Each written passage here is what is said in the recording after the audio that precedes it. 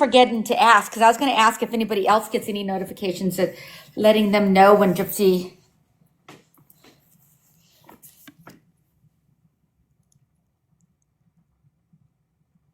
Hey, Skippy, how are ya?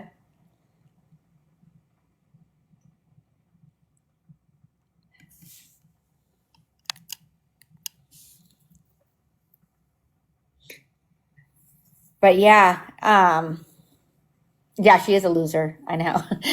We were having good conversation when Cook was live. We were all talking about it, and it's so freaking crazy because Ken is I'm telling you, Ken's up on the chopping block. I think. I mean, like he pisses her off enough, something's gonna happen because it starts with the blanket, right? It started with the blanket, but it never ends with the blanket. Mm-hmm.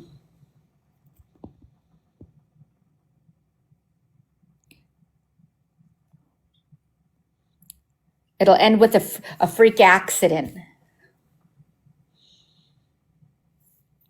I don't know. It's like she has no remorse, and that's why I feel that way because she has absolutely no remorse whatsoever. None. She has none. Hi, Trailblazer. How are you, dear? Hey, Coco. Thank you for the heart, me. Yeah, she has no remorse whatsoever. I don't care what anybody says. I have a feeling she's going to be the next one on the chopping block, or Ken will be the next one on the chopping block. But it'll happen differently.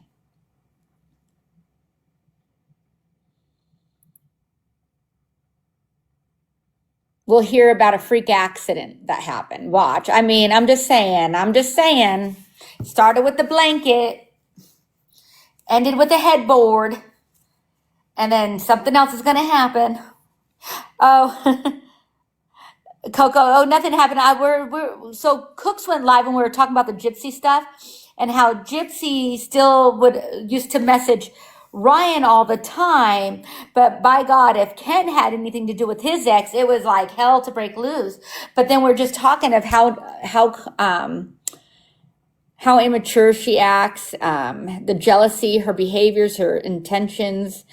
I mean, like she has no remorse of what happened to her mom. There's like nothing, so that's why.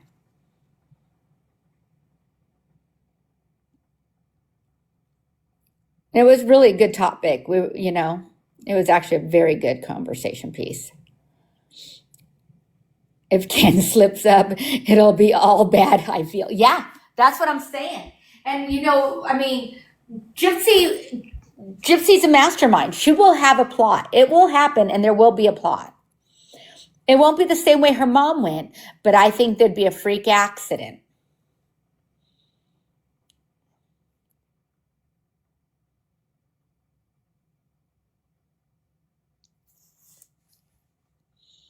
She's a mastermind, so I definitely believe that. She has a tendencies. I definitely think she could be a serial killer. I think she could definitely be a serial. She's a serial something.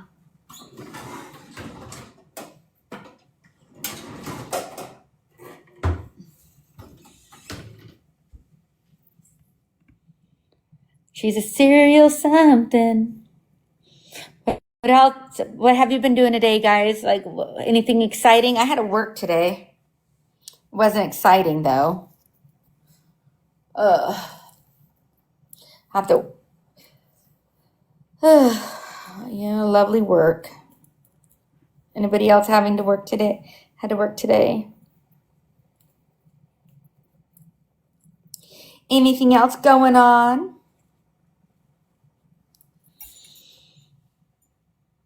One of her clowns will be the fall guy. Oh, for sure, Karma, for sure. Went out for a bit. Now watching The Devil Wears Prada 2. Oh, Devil Wears Prada 2 is out?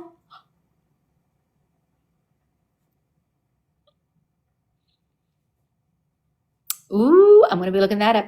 Oh my gosh, Cooks was going to have me watch this show called Obsession. Little did I know it was a horror movie. I could have nightmares. I looked it up and I couldn't even it didn't even start and I was having nightmares. Hi, Pan Pan. How many of you guys seen Obsession? It's so good. Coco's like, you too? It's scary. I started it. I went to go start it, and I'm like, oh, it was already violent before I even started the movie. There was already violence in it. It's creepy. It looks so creepy. Hi, Tabitha. Thank you for joining. And will I throw my head back and crack? I don't want to be scared. No, it is. It looks so scary. Now, I love true crime, but that one, I mean, like that they, yeah. I, thank you for the heart, me. Yeah, for sure, no.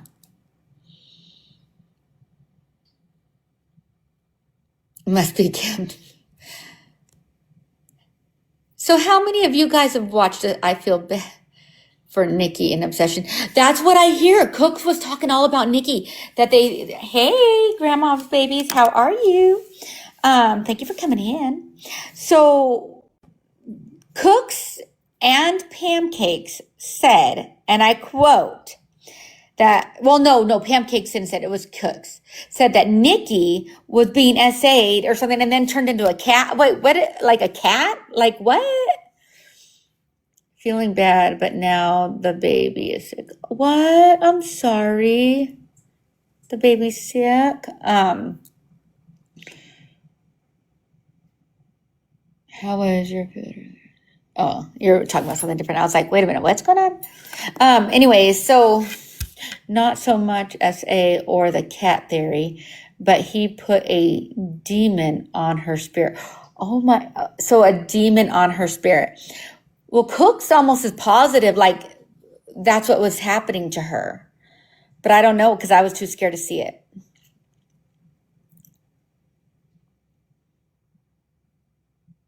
It seemed like there was some violence going on, unless I had the wrong one, because there's a lot of obsessions out there. Ooh, Grandma Babies, you reached level 12. Thank you. Wow, that's awesome.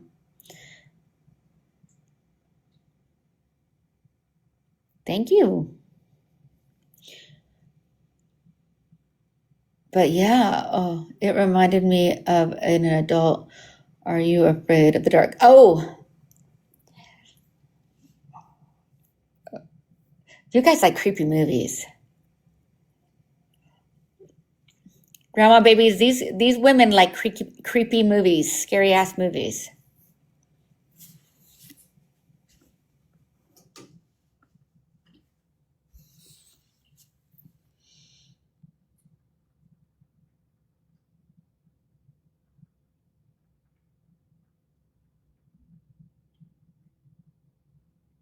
Uh-huh. How many other people? Hey, witch. How many other people? All I see is Mickey Mouse all day. You don't want to see Obsession. I went to go put it on. I almost freaked out. I don't mess with ghost movies, but I do consider this ghost-like. See, I will watch. Okay, I will watch Ghost Adventures. I would watch Paranormal Caught on Tape or something. Those are fine, but when it comes to demonic, like I don't know, I don't know. Like demonic, what I mean is they're just doing like crazy stuff, like horrible torturing things. I can't do torture. I would not be a good serial killer. I would not be. I cannot even watch a scary movie. I cannot do torture. I do like possession kind of movies. Yeah, there's that one. What is that one horror flick? It's like possession, like this demon takes over people, like in the home. This couple lived in a house, and anyways, it was haunted, and this demon came in, and it was like a goat. Oh my God, it was so freaky. That was that. Yeah, that did me in for like a month.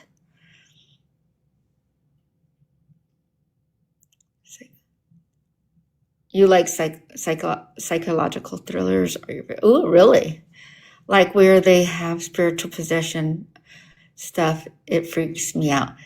Yeah, it is freaky, isn't it? But I can watch Ghost Adventures. I can watch Paranormal Caught on Tape. I can see things like that. But I think it's the more the horror, like those scary movies with all this gore. I cannot do all the gore.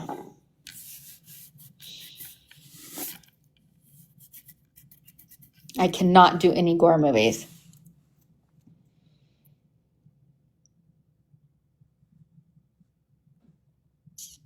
Absolutely not.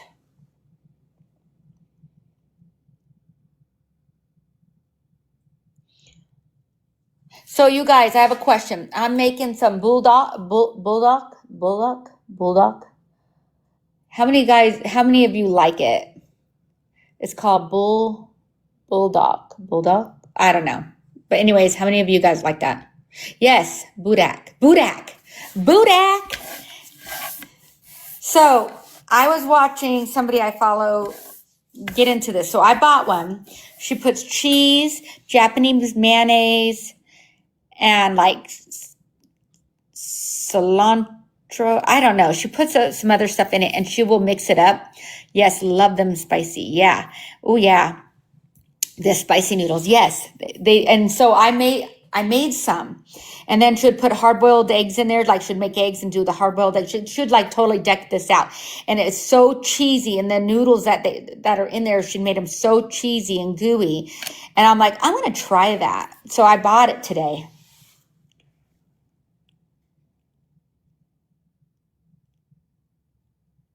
Well, so this is how they do it. I guess they're putting like cheese in it and they're putting other things in it so it distributes that real spice. Hi, Steph Tone. And hi, Floral. And so that's what mellows it out a little bit. So if you don't, thank you for the heart, me, Steph Tone. Like it real spicy, you could do things like that or put half the packet in and not do the whole packet. That would be. I'm so glad Steph Tone's back. I always miss her when she's gone.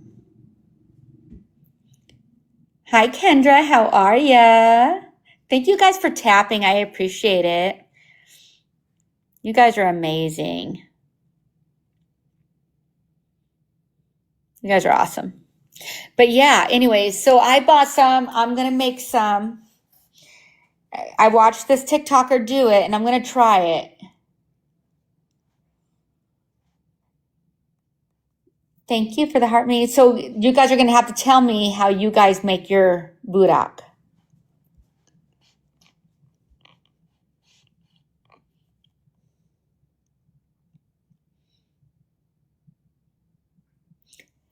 Thank you guys. Thank you guys. Thank you guys. Hey, Laura May. How are ya? Oh my God. Is that a beautiful butterfly? I'm back. I'm so happy. We're talking about Budak. Well, we were talking about Gypsy and how crazy she is and that we do think Ken's going to be the next victim, but we're predicting that it's going to be a freak accident. Oh, don't say that. Don't even put that in. Yeah, This is you know how all that way is. too You know, much. girl, how that is. Then she said that Coffee and Sal's and Reggie all hacked her account and did so. I don't know. I'm like, oh dear Jesus, sweet baby Jesus, help it. What account? We should ask her. So what account is it? Because we know you have like 4 of them. So which one did they Who have? knows? Was it the Who main one? knows? She had a Flip lot. flopping now. Hey, Lord. Steph, how are you? Maybe we'll have to live stream it because I'm not going in her live stream. I'm not. No, no, I'm good. She can stay over there with Skip Huh? and Madison, and Yeah. she can stay on the crazy train right on over there. I'm not going in. Salty. Where's my salty girl? Oh, salty girl. Gonna get that salty girl. She down there. How's Salty doing? She was in there with me with Cooks. We had so much fun talking about the Gypsy case.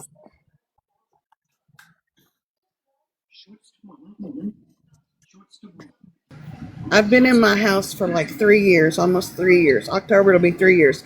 I am so picky when it comes to like curtains. I still have not found the right curtains that I like. And I finally found them on the TikTok shop. And so I ordered them today, so I'm excited for that. Nice. Awesome. And you can always return them if you don't like them. I'm real bad about returning stuff. Are you? Yeah, if I get something and I don't like it or it don't fit, I just give it away. I'm the same way. I never return anything. So I will return things if I spent a lot of money, right? But if it's like, $5 or $10, I'm like, is it worth it?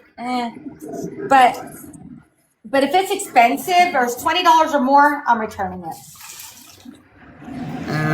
Something I'm like just electronics or something I will, but clothes, typically, household stuff, yeah, no. It's too much effort.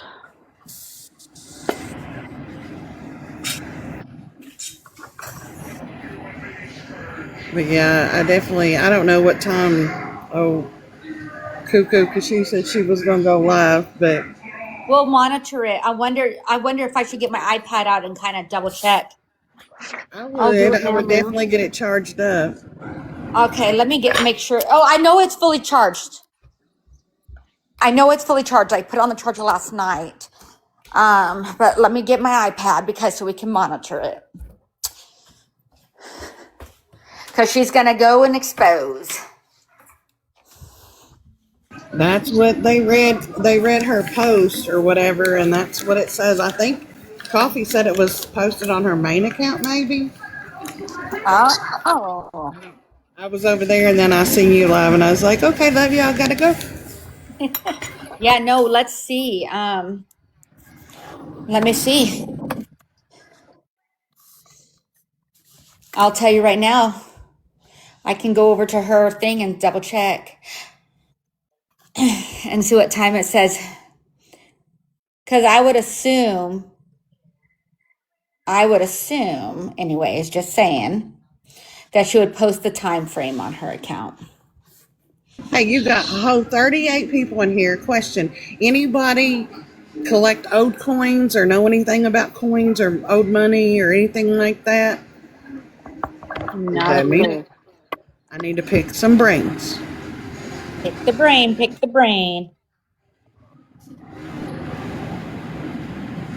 Some people have weird obsessions with coins. I literally, that's horrible. I hate to say this.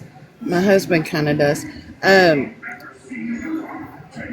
didn't even know this lady, but hold on, Born's calling. Hey, Born, hold on just a second. Right here. Oh, yeah. Hold on. I don't see a time on it. No, there's no time on it. Yeah. It says tonight, the unhinged stranger obsession TikTok live exclusive. Salzardi exposed completely obsession, unhinged behavior, stranger danger online. We need to talk. Okay, Born's on her way. But anyway, this lady, I loved her dearly, and I helped her out as much as I could. I got a call last week or the week before, and she left me her coin collection. No, what? Oh, really? So neat. I haven't talked to the woman in over like 2 years, but I used to like take her groceries, and I would, just check in on her to make sure. I mean, I was a property manager. I didn't want her dying in my apartment, if truth be told. And she was like if I was to be honest, I would go in there and talk to her. And her cat, I'm not a big cat person. Don't want them like done away with or nothing. I think they're beautiful animals, and some of them are great. But this cat wanted to like be a scarf.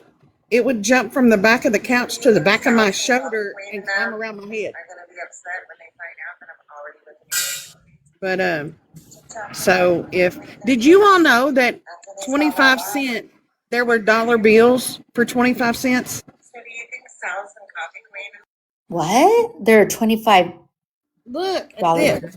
Yeah, let me turn my camera on. Yeah, let me see this. I'm like, what? Excuse the background noise. So apparently she's with a new agency. Oh, I don't know. Yeah, it's 3 or 4 videos back. So in this coin collection was this black like little thing, and I opened it up. Ow, Gracie, you Oh, really you want to got say hi? cute little toenail. You got cute toenails. Oh, thank you. I did those the other day. They look But so anyway, cute. all right. So I flipped this open, and it says that it is a $1 silver whatever. So there's an old dollar in there, but then this was in there. What the heck? What is Did that? you? Oh my God, girl! You need to check it. Check that. Let's Google it. So it's a $25. Hang on, 25-cent dollar bill. Okay, let's. I'm Googling it. Hold on. Hold on. Yes. Oh, Gracie, say hi. Oh, Say look how hi, cute. Oh, I missed you all. What's the date on that, Steph Tone? oh, she's already on it. Shit, Fast. I have no idea. Ow! Here we go. Look. Can y'all see it? I don't have my glasses on. There's a freak fart is the date on this thing. That is so neat. I've never known the U.S. to have like Paper coins. Yeah, paper coins. Here we go. Interesting. Oh, I'm looking at it right now, girlfriend. So I don't know what the date is, but on eBay, it goes for $20 from 1874. But on Estee, they have one, and I don't know the year on it, but it's a little bit, it looks different. But that one's $150. This one goes for $44.99. So different ones. So the one you have, let me see the one you have again. Let me double see the one you have. Okay, that one says it goes for $20. Is that the guy on there? Let me see the guy. Yep, that's the same guy. And then the Okay, back that of one it is is for in 1874, United States, 25-cent. They auction those are worth $20 right now as we speak. They have another one from the early 1900s, and that one's only worth $11.25. Oh my God, they got this rare one for $572.25. Let me see I that. ain't got that kind of luck. And surely that lady didn't No, like and me. that's George Washington one. Well, this is like a certified dollar bill. It says $1 silver certificate. And I don't know what's special about it, but it's in this little book. And they even Like have some. So I think, look at the year. Oh Lord, y'all gonna make me get my glasses out. You're going to have to look at the year. You got to make sure. You could even take it to the bank and have them look at that and give you an Can you estimate. see that year? No, it's a little blurry. 18 Something for maybe? Hold on. 46, 1846. Let me get my glasses. I think that says 1846. 1874. Oh, well, whatever. Oh, well, that's what I'm looking at right now. 1874, it's worth $20. Oh, where you are? Well, just keep saving it. $20 right there. 1874, it's worth $20 right now. And then there's Yeah. all kinds of coins that are in these little. I mean, she took some time on this thing. Yeah. And I'm like, That is so sweet of her, though, like to think of you. I mean, you obviously made an impact in her life. well, and her granddaughter was really mad about it, but doesn't have a serial number on it. I'm sure it does. Hold on. That is so cool. Maybe Yeah. Steph, like, reach out to like a local coin shop or an antique dealer or something in your area. Well, everybody Well, was like, she could take that to the bank and have them give her an appraisal on it. well, somebody. Because it is federal government. Yeah. I mean, I'm not a money, you know what I mean? I don't know a lot about it, but I just wonder Googled where it. it's not in circulation Yeah. anymore. I don't know. I don't know. Well, just like pennies, they're not going to make any more pennies, and just like they have the $50 and the full dollar coins, and I thought they stopped making those. I don't know if they still are making those or stopped making those. But What, in the US? yeah, like they're the Yeah, I don't know. yeah, I they're don't the see a half serial dollar. number. Because we got rid of our pennies, our $1 bills, and our $2 bills. Oh my God. We've had loonies for at least You don't have 25 dollar bill, years. like you don't have $1 No, bills? we don't have pennies, we don't have $1 bills, and we don't have $2 bills. We got loonies and toonies. What is a loony and toonie? Sounds like A a loony, cartoon. I was gonna say, sounds like cartoon characters. I a, go Looney a, Tunes, the Looney Tunes. a loony is a $1 coin, and a toonie is a $2 coin. Huh. Wow. Yeah. Okay. All of our paper money starts at $5. Okay. So Well, I you know guys have Sometimes, there's really like a like changed. bunch my of these. There's a bunch of these like sets that are in little cases, and I've not went through them all. I mean, there's like boxes, like these little long boxes, and these little white things with a little plastic in the center. That is so cool, though. Yeah, and I just, I'm like, I don't know that I have the patience to go through it, look it all up, and then I'm scared. Okay, what if I have something and I just give it away? Then I'll feel like, you know what I'm saying, just, like getting duped because I don't know nothing about it. So I'm thinking I'm gonna have to turn into a daggone coin expert. Yeah, Well, you're I gonna was have to just get thinking with government money, investigate. you could go to your own local bank, right? I mean, they can tell you. I don't know. I know they give uh shit, a friend of mine that I'm not, we're not friends now, acquaintances. I used to be coworkers. She found a rare penny or a rare nickel or something in a coin roll from the bank one time. Oh, Yeah, the wow. bank won't do anything.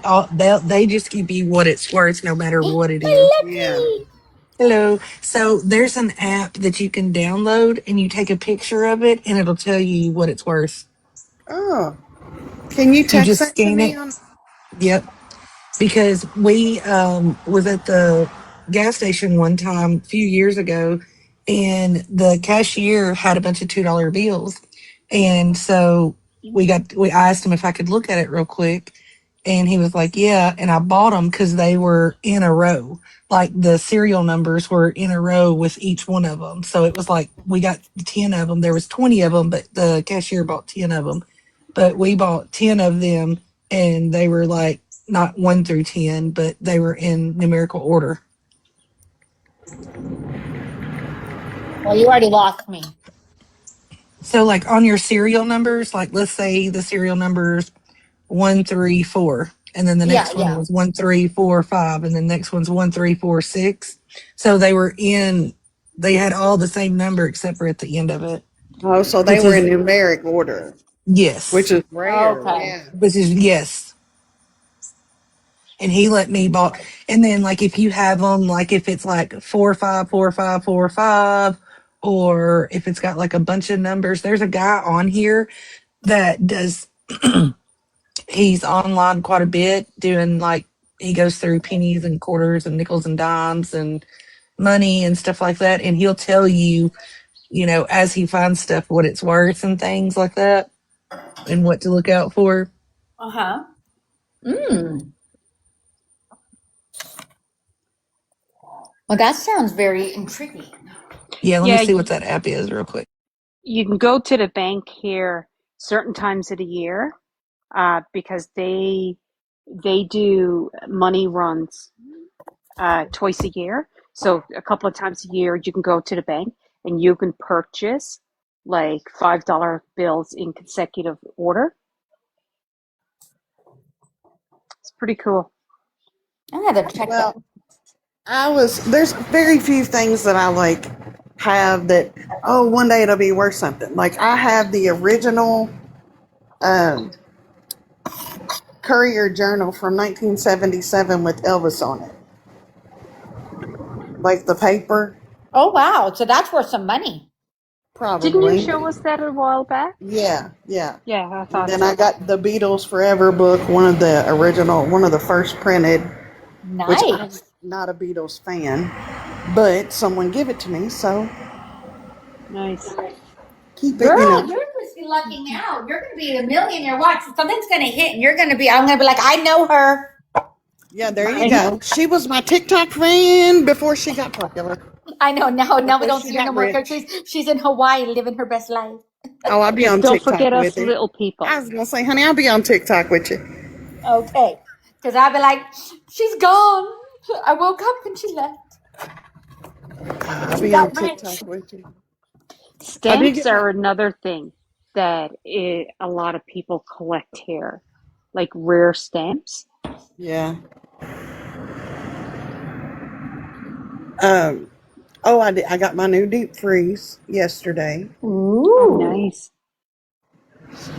I was trying to think. That's about all the new things that come up in my little life of week of silence. Hmm. Well, I've been waiting. I bet. Do you think she'll really go live? What time is it over where she's at? Is she in Virginia? She's in She's in, Pennsylvania. yeah, Pennsylvania. So Pennsylvania. she's about 2 hours. So it's getting later over there for her. It's 6. I thought she was on the. She might be. It might be 5 there. Is she only? Oh, is it? If memory serves, I think I'm an hour and a half ahead of her, and it's 7:30 here now. Okay, so she's on my time, so it's 6:05 right now for me. Yeah. So who's going live? Oh, so Mimi says she's gonna go live. Go ahead and explain, Steph Tone, so I don't mess up on something. Oh, you read it. She's gonna expose sounds. Yep. Well, I was flipping through and somebody was playing and it sounded like Mimi talking. They were playing her live, When? like Is right she before I live came up now? here. I I'm don't know. on her thing and she's not live right now. I don't know. Hang on. I'll be right back. Yeah, yeah. Maybe she'll check for us. Well, she wasn't live a couple of minutes ago when I looked. No, and I'm looking at it right now. I just logged back into it and she's not on live. She's not on live. Well, I know Coffee said she was gonna show it, so I'll be one foot in there. And I did something in my car. You know what I did in my car? We moved on to the Yeah, floor. Coffee Queen's listening to it. Well, where is she listening to this at? It's probably one of her other accounts. Oh, her. Let me see. Pretty much. Pretty much. Let's see. They want to go glove dog? We'll go fucking glove dog. Damn. That's Coffee's. We can play that game. Oh, Boston's saying no, it's old. Oh.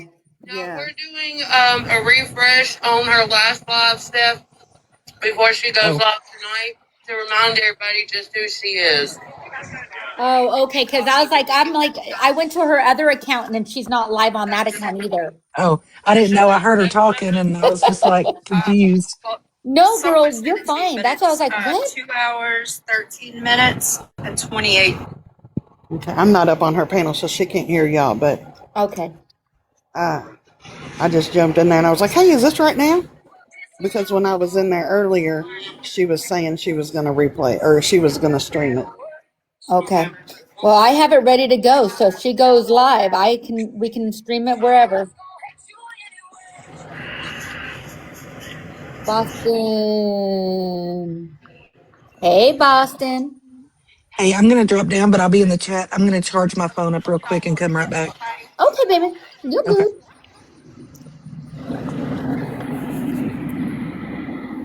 No, it's old. Boston is even clarifying that that's definitely old. So I got good. you. Yeah, she said that they were just replaying it to show people what kind of person, remind people what. How you gonna forget that just not right? I don't know.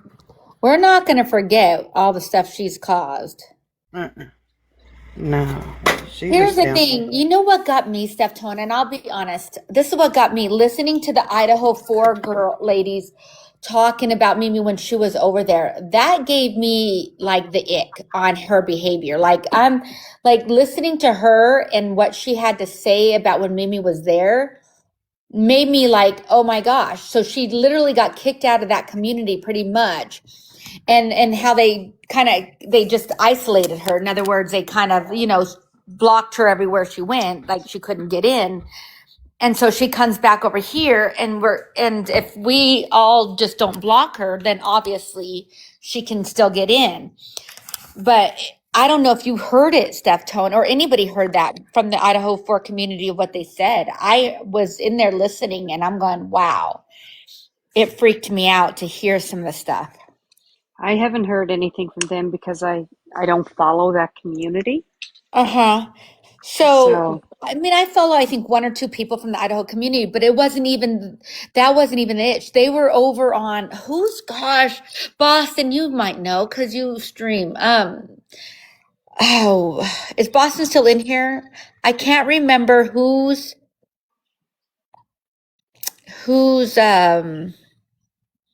live she was in talking about it. But they came over to our community to talk. And I was in there. And they explained everything that Mimi did to their community.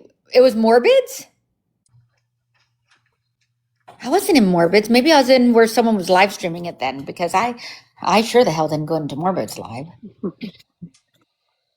I'll tell you what that got me was the talking about the baby. Morbids on YT. So maybe somebody was probably streaming it and I was listening. I was probably in that live where they were streaming it. But anyways, it made me like shiver. I'm lucky. It was when last Sunday night or last Saturday night, whenever it was, and she did that horrific live. That was the icing on the cake for me. Yeah, when she was talking about the baby, that's what about the. I'm not even going to repeat it, but anyway. Yeah, exactly. Hey, ladies. Hey. So, how much have I missed? Oh my goodness. You missed a lot. Well, wait, I don't know how much you missed. How long you've been gone? Probably like 3 or 4 days. I feel like I've missed everything. Well, so, oh gosh. So a lot went down, of course, with the whole Mimi thing, with how she acted. She kind of went rogue. I call it rogue because she went rogue. And she was determined to take down this community because she was really upset, which I can understand. She's upset. She's going to say what she's going to say. But then they had somebody from the Idaho 4 community come over and talk about everything she's done over there and all the torment that she caused over there. And when I was listening to that, it made I just got a little bit of shivers, like, oh my gosh, this is crazy to me. And then they explained how they kind of got rid of her by isolating her, and they said that they had to kind of pretty much block her. So any live she would go in, they would shut her out, like they would just push her out. And so she ended up coming back over to our community, back to this community again. And then they're saying some of the same things that she did over there, she's doing here as well.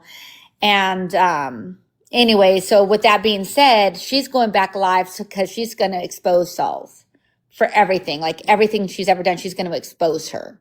Yeah. I mean, I've popped in and out. Like, don't get me wrong, like the last 3 or 4 days, but like I haven't done like much listening, if you will. Yeah. But no, you're good. It seems like a lot. It's a lot. It's definitely a lot. Definitely a lot. So that's what so that's what we're talking about. And I'm like, okay, well, if she goes live, I guess we'll stream it and see what's going on and see what she really has to say. But I mean, right now with how she acted a few weeks ago, it kind of, makes people, blink twice in a sense, like, oh. I guess my question is because I have not been keeping up with Mimi. Has she said anything the last few days that's like very No, I haven't heard her say anything. No, I haven't heard her say anything. Matter of fact, she's just been minding her own business in a sense and going into Chewy's live and just doing her own thing. And so, no, this is the first I'm hearing that she's like coming out full blown again. So it's just weird. She's been going into Chewy's live. Like, so she's been hanging out kind of over there, not on panel from my understanding. She just hangs out in the chat. She hasn't said anything. So this is all new. You know what I'm saying? Like for her to come out and say, this is what we're doing. Oh, she only went into there once? Oh, I thought she went in there multiple times. Okay. So Salty, get up here and explain it then. Because she's only gone into Chewy's, I guess, live once, but then all of a sudden she's coming back saying she's going to go and expose everything on Saul's. It's Oh, Saul's unfortunate because everybody keeps saying this community, this community, this community. But to me, it's like, what community is left? There is nothing left. It's not a Gypverse community, that's for sure. No. It's a drama community. It's It's what it's turned What, into. what do you call people who are divided? Like, it's not a community anymore. No, we've lost that a while ago, and it's such a shame. You know what I'm saying? Before it was a true crime community, right? Where you had the Idaho 4 community, that they focus only on the Idaho 4, and this is what they talk about. I mean, not saying that they don't talk about other crimes. Kind of like you had the Gyp First community. We would always talk about Gyp First, but we would also talk about other crime. So that's the community I, remember, and it's just now gone to, well, it's That's the gone. thing is people keep saying community, this community, that community. It's like, can you really say that anymore? I don't know. No, you can't. I think it's just a habit of speech. You know what I'm saying? Like, when there's just a habit, you just say community. It's just a habit, I think. But No, is there I a community? agree. No. Yeah, it's just, I think it, It's yeah, just- I mean, it's not there no more. It's hard not to say it, I guess, but it with what's going on, I mean, can we really say that? Yeah, that's the crazy thing. I mean, we do still, some of us still talk about like Cook still is all on Gypsy. She talks about Gypsy. Chewy still talks about Gypsy. Those two people are definitely still on topic with the Gypsy, but everybody else has kind of gone their separate ways. If that makes sense, it just wanders. And there's nothing wrong with that. Like, No. going to the separate cases, etc. But look, it's almost like, what do you call it? Because people being like, our community, like, I just don't feel like it's the right words, if you will. Yeah, I think Maybe you should call it cliques or groups instead. Like the since it's not a groupies. community. Even maybe something I like think Your community. I think I it's don't know. your community. It's your people that you hang out with. That's your community. I don't care if it's here, if it's over in the scary movie section. To me, this is just my community. It's not even a Gypverse anymore. It just is what it is. yeah. And I mean, I get that. Like, we go with the flow. I get the our community thing stuff. I totally do. But my thing is like letting in, and I have nothing against this personally. Like, Sheena and anybody you disagree with, like people coming in and being on those panels, that's totally fine. Like, it is up to the host. Absolutely. But then is it not like our community? It's our, what's the word I'm looking for? Like, our discussion, our gosh, I can't even think of the word right now. Like, it's not our community anymore if people are coming in from the outside, which is fine if that's the host's choice, like whatever. But is it really a community anymore if people are coming in from the outside? What do you call that? I don't know. An open community? Invasion. I mean, I Invasion. guess, but like Invasion. the word's just not coming to me. Like, there's a word for it. I just cannot think of what it is.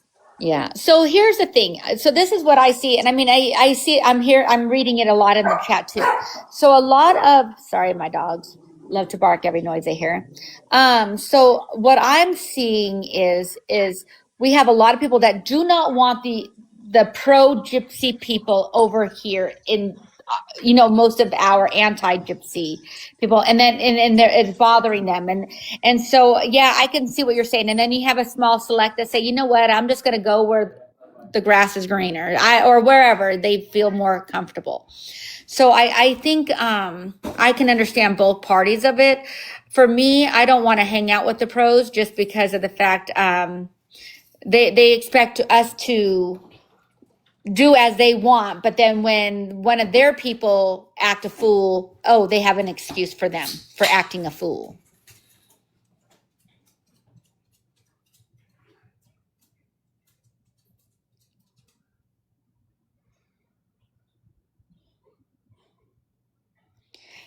You know, and that's how I see it, is if you're going to hold one person accountable on one side and the other side has the same another person doing the same exact thing, but you're not holding them accountable, and all you do is make an excuse saying, well, they've been through a lot.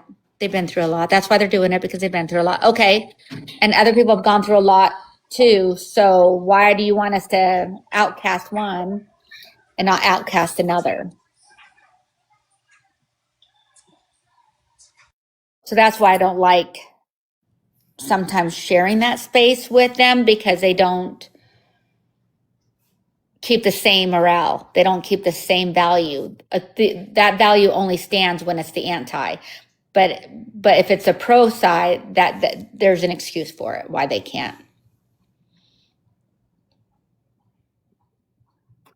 Yeah, they do get us to cut off our own, but they will refuse to cut off one of theirs.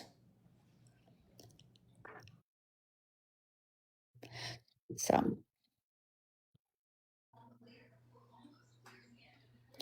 yeah, exactly. She's still going on panels. She's still doing her thing. They didn't cast her out. And look at the things that she said. They were horrible. So anyways, yeah. So, but when they say community, I think they mean like the anti-verse people versus the pro. Then you have just different communities for different things, different crimes.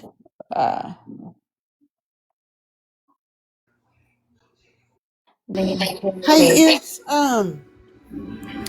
is social justice Brat still in here?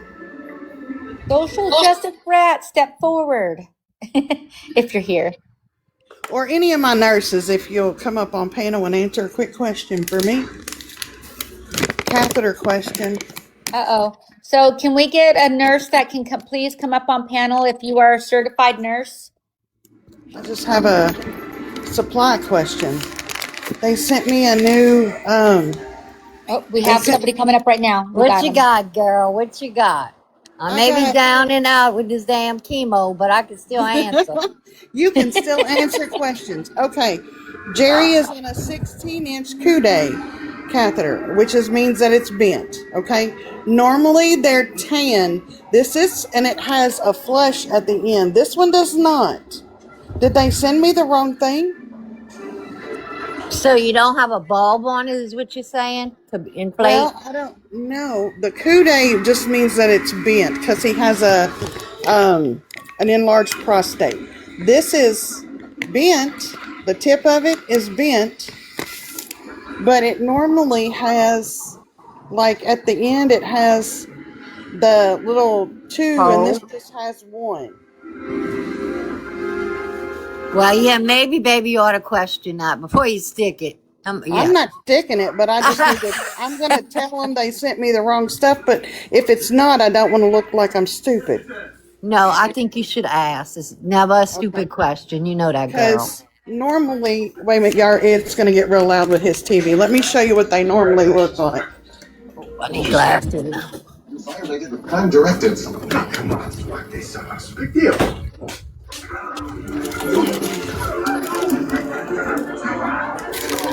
That's you making me run get my glasses, girl. I'm sorry. Normally, I'm just kidding. Go ahead. they're tan in color normally. Right. Like this. And it's, okay. Definitely bent. This one is clear in color, and it's not as bent. And it normally has this at the end, and this one just has one. Yeah, that's not right. I think they sent you the wrong one, baby. Okay, thank you. I just want to call them.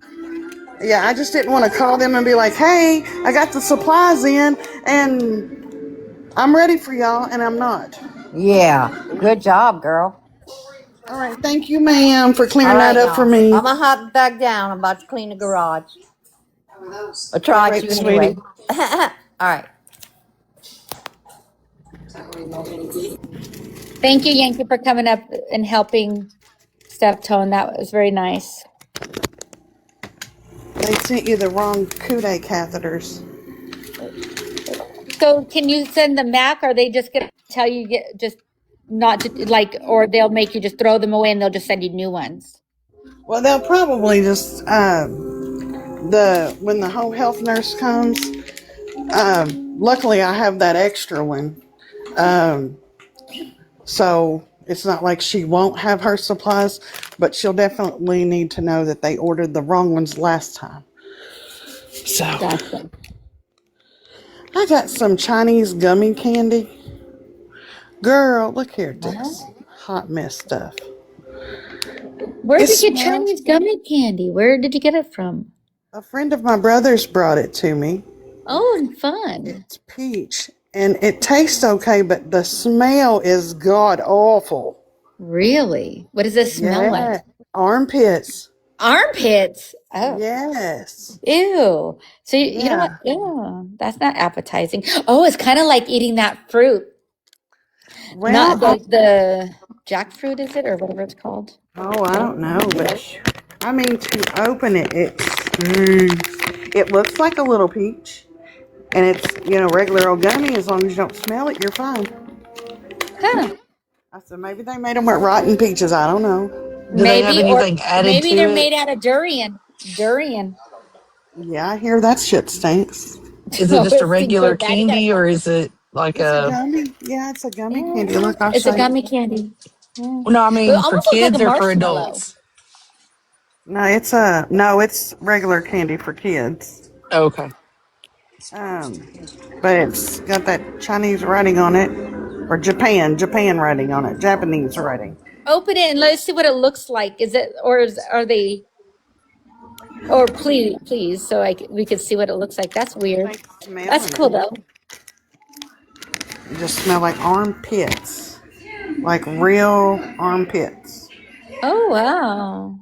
Real armpits, huh? like oniony armpits. You ever smell a bad onion and it smell like Yeah. armpit? Ew. Ugh.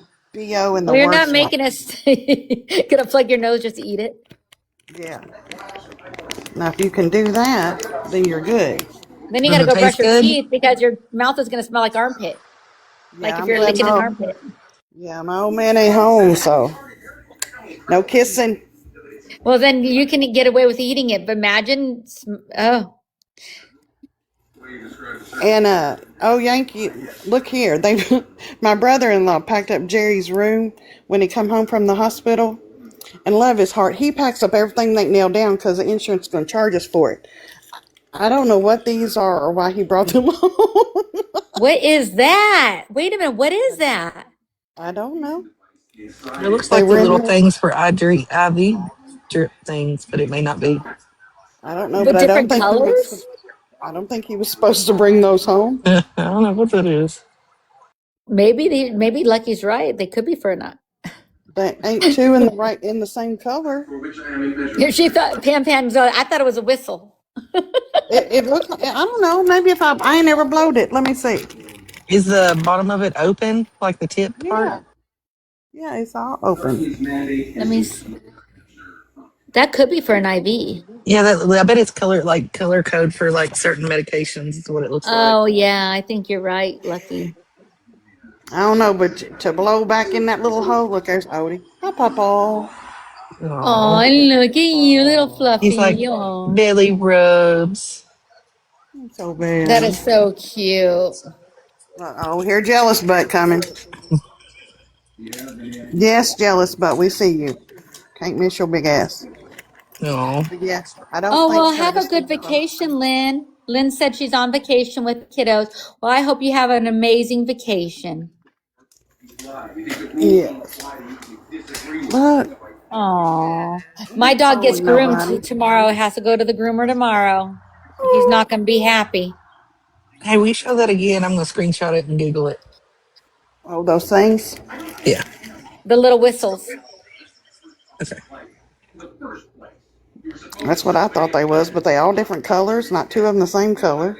Yeah, I think Lucky's right. They might be for an IV. You know when you see those IVs hanging and some of them have different colors for different IVs. Yeah. Could be. I mean, we could be wrong too, but they kind of do look like that. I've been watching. Girl, I'm wondering if she's going to be going live at midnight. Oh, it's Sunday. She got to work tomorrow. If we didn't get her fired. No, I don't think we got her fired. Who's going to? She ain't getting fired. I don't know. That's just the next story she's going to come out with. She had. Oh my gosh. She says when the views when the views are down. What does she say? When the views are down, what? You got to ruin somebody's life. Oh, maybe somebody made a meme about it because I was like, "What is this?" Never mind. Thank you for the rose. User 882. Keep tapping. Someone made a meme on her. I thought that was her saying it. I was like, "Dang, she's bold."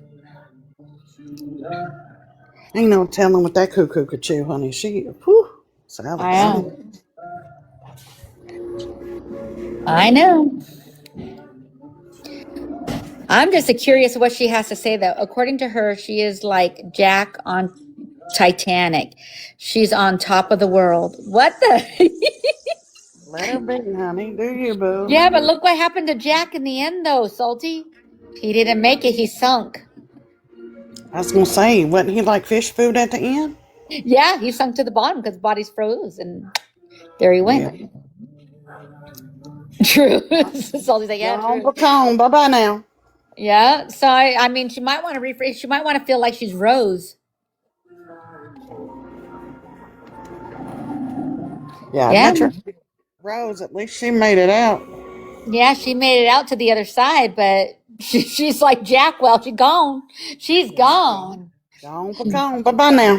She's on the bottom of the Pacific or the Atlantic. Where is she? Wait, where was the Titanic at? It was in Ireland somewhere, huh? I know. What? Mike, it says looking at me like I'm an idiot that I don't know where the Titanic was. Pam Sam said I can give her one of them whistles.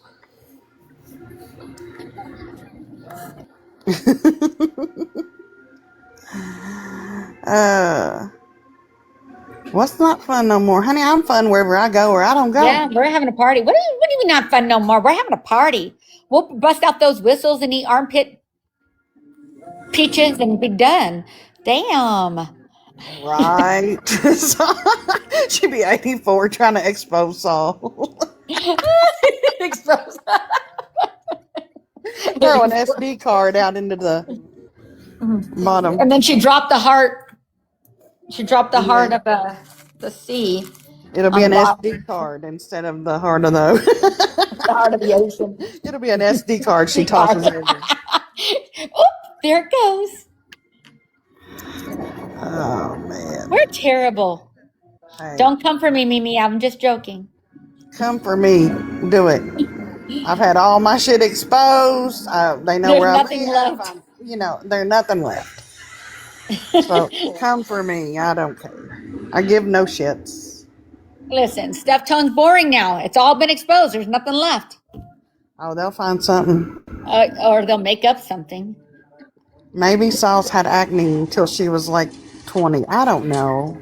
Back in 1984, Steph Tone had pimple face. I don't know. She was mad. I was mad when Rose dropped the necklace in the ocean. Oh, me too. Right, she should have kept that. Sold that sucker. Right. Well, she knew she was dying, so she thought, yeah, well, but you know she had kids and grandkids. They could have been multi-millionaires. She already lived a lavish life. I ain't gonna lie. When I seen that scene, I really thought old girl was gonna go overboard. Well, they never found that hard. They never found it. Well, I thought she was just gonna take it and jump over the edge and go be with Jack. As big as that piece of wood, she could have scooted her butt over and let him get up there. That. But not Bucky, because it wasn't in the script. Right. I bought this lip oil and I didn't read it, but it's rose oil. It's lip oil for your lips, but it tastes like roses. It's Oh no. gross. Oh, it's Oh. probably got rose water in it. Do you have to shake it before you use it? No, it's not rose water, it's lip oil. So it's a lip oil. It's just the rosy scent. I can't stand Yeah. that rosy stuff. I didn't realize it was rosy, and now I just put the lip oil on and I'm like, ugh. Smell like your I taste granny. rose. Well, I taste roses in my mouth, like rose petals. Like you've been out eating in the garden. Yep, I've been eating in the garden. Go ahead and clip that one. Moon's eating rose petals in the garden.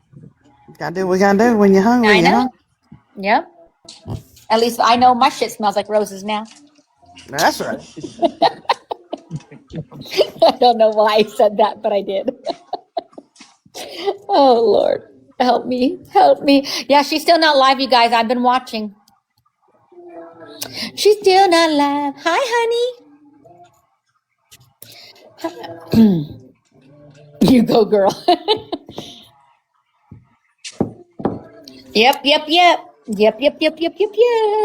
Oh, that sounds like that Littlefoot on Land. What is it? Not Land. Land Land Before Before Time. Yeah, I love that. That ducky. Yep. Yep. Oh, they don't even play that anymore. Oh, who's got caught up on Big Brother? I need to you guys, I'm going to ask that question on a live stream. Who has been watching Big Brother and who is now caught up? I got 2 episodes left to watch. What is taking you for this long, Lucky? This is ridiculous. I've been Get with the Thank program, you, sister. Salty. I don't watch it. My brother does. Oh, it's so good. Well, we're gonna have to get him in here to talk with us when we talk about it. I know, I because tried I'm to going to say watch. something about it. He says he I can't tried to talk watch the fast first enough. episode there the other night, but I Oh. just couldn't do it. It's not my. Now Thank you, Salty. the one that I love, the whatever show that I love is Traders. Oh, I like I haven't Traders. watched that either. Oh, honey, I love Traders. Yep, Traders. Who watches Survivor? Oh yeah, I love some Survivor. I've never been a big reality TV person. They got Traders in the UK and in America, and I love both of them. Oh, I watch Big Brothers in the UK and in Australia. I used to watch The Bachelor and The Bachelorette years ago. I did too. I did until they fired Chris? Chris. Yep. Why did they fire him? I can't remember why they fired him. It was he made a comment that wasn't Right. appropriate. Oh. You done hurt somebody's poor widow feelings. Yeah. People got soft. I'm telling you, there's a bunch of snowflakes in this world nowadays. But you can't. But it's Survivor, and it's like, come on. I would. Oh my gosh, my heart would be broken if they got rid of our host from Big Brother. I would just cry. Well, remember I used to watch Fear Factor all the time when Joe Rogan was doing it. Oh yeah, I remember Fear Factor. I love me some Joe Rogan, but I always wanted to send him a case of chapstick. The man had the driest lips on TV. I got some lip oil for him. The roses. There you go. I think now that he's older, somebody's told him, dude, you look like you've been kissing lizards. He's been at home. He's been at home to be able around his wife. So I'm sure she's making him do it. She don't want to kiss that. Smooching on dry cracked lips. Right. Your lips. Yeah, I got rose oil. Just saying. Just saying. Yeah, I used to watch Fear Factor too. There's no way I would do Fear Factor. There is absolutely no way. I can't do it. All the worms and all the bugs. Yuck. Nope. Yeah, I'm not eating hell something. to the no. Nope. Oh God, cockroaches. Oh no. I know, Oh, my God. right? Snakes, grasshoppers. Nope, not doing it. Eyeballs. Yeah, eating the eyeballs. Ooh. Yeah, I lose. Nope. Or the goat's testes. Oh, that is wrong. Those were wrong. That's all wrong. Every shade of color is wrong on that Yeah. one. Not today, Satan. No, Oh nope, not I would have today. already been out. I would have said next. Nope. With the quickness. I'd be like, next. Not me. Not gonna happen. Miss Chanel. Hey Yeah. Chanel. How's true crime treating ya? Guess what I watched, you guys? Yes, I watched last night the document Wade Wilson's documentary. I watched What's that some of on? his. I watched it was on Paramount. I watched some of his trial today on Tubi, I think it was. Yeah, on Tubi. They have the whole trial there apparently. Oh, so I they didn't show the whole trial, but they showed a lot of pictures. This girl bought him a new suit for every trial he was on, like every court hearing, like a brand new suit, and it was like Armani. That's Oh just wow. weird that you are in love with an unaliver like that. I mean, my old man's in prison now, but I knew him before. But to like hook up with somebody that you know beyond a reasonable doubt did that to some women, and you're gonna Yep. be like, "Oh, I love him." Are you on Yeah. crack? You need to quit that. Yeah, but Hmm. you know what? Think of it like this. Then there's Ryan and Ken with Gypsy. So is it really much different? Well, this lady lied, or no, not the lady. I'm sorry. Wade Wilson lied to her. So towards the ending of the trial and everything, she realized she was being lied to, and she was done with him. And she stayed. She goes, "What ended it for her with him?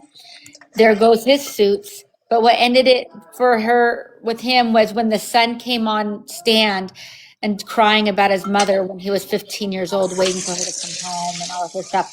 That did hit her in, and she's like, "Wait a minute here." And he ended up getting $90,000. Oh yeah, honey. When He still gets money today put yeah, on his books this from these man, yeah. idiots. But at least with Gypsy, there was a side story narrative that you could kind of believe if you weren't Yeah. all there. If you weren't all there, Well, I mean, So when yeah. I Hoya's come out, you could believe her bullshit. You know, with him, I mean, none of his bullshit even made sense. And the one woman that he beat the snot boogers out of, the girlfriend, Mm-hmm. uh, before he run off and did all this, or after he, excuse me, he did all this. I mean, she's blatantly telling you, look, he's still calling me, telling me, you know, he in love with me and all this other stuff, and he honestly think he gonna get out. I'm like, are you crazy? Mm-hmm. I'm gonna have to go watch more of it. You have to. And yeah, these women really think that he's going to get out. And they call them the Wade's wives or something. I don't know. It's like, And that they sounds like a know about cult. each other,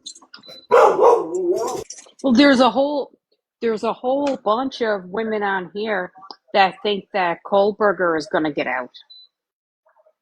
That I've come across in the last week and a half or so. I don't Like, know. He's already been sentenced. I know, but yeah, but he's if he requesting a new trial because he never got a trial. He took a plea deal, and I think he's only doing that because uh, he wants to be on a live row. Oh, he wants to be on it? Yeah, because he's in general population and stuff, and he doesn't like how they treat him.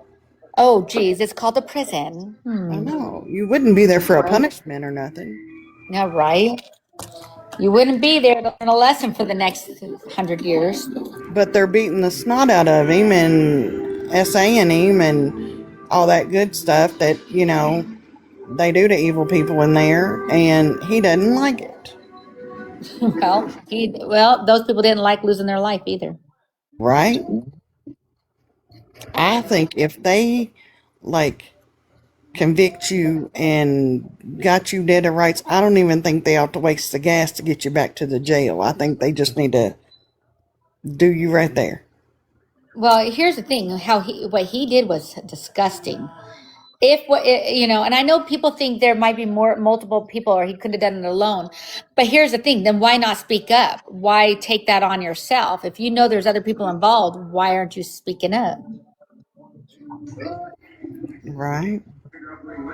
So Well, it makes me wonder: is there really other people involved or not? Because I mean, see, I've not looked into that. Um, but he says that from what I understood, I just listened to a couple lives earlier, that he wants to put the DP back on the table and take it to trial. So I guess that's like a 50-50 shot. well, because he'll be able to be in his own cell. Yeah. Well, that's the thing, and I think he's going to get a new trial. I really do, and I think he's going to be, acquitted and let go, exonerated, whatever the term is. I don't think so. I think there's still a lot of evidence that hasn't come out.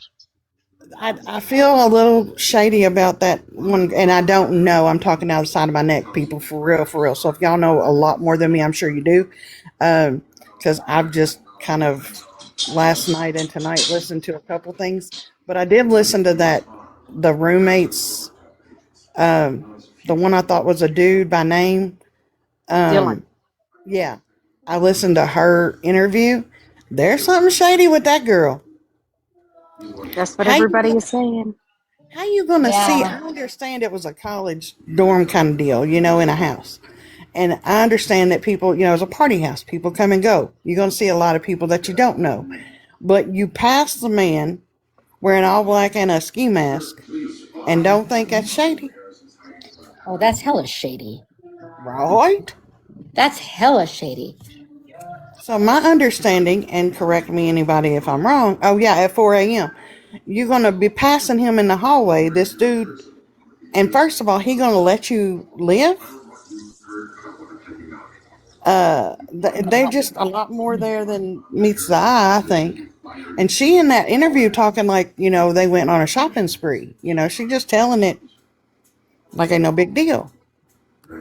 And that's why people are saying that she was involved in some capacity. And there's also a video, body cam video. I saw it on one of the podcasts yesterday that I watched of her with a shower curtain wrapped up in a towel. Like the cops are everywhere.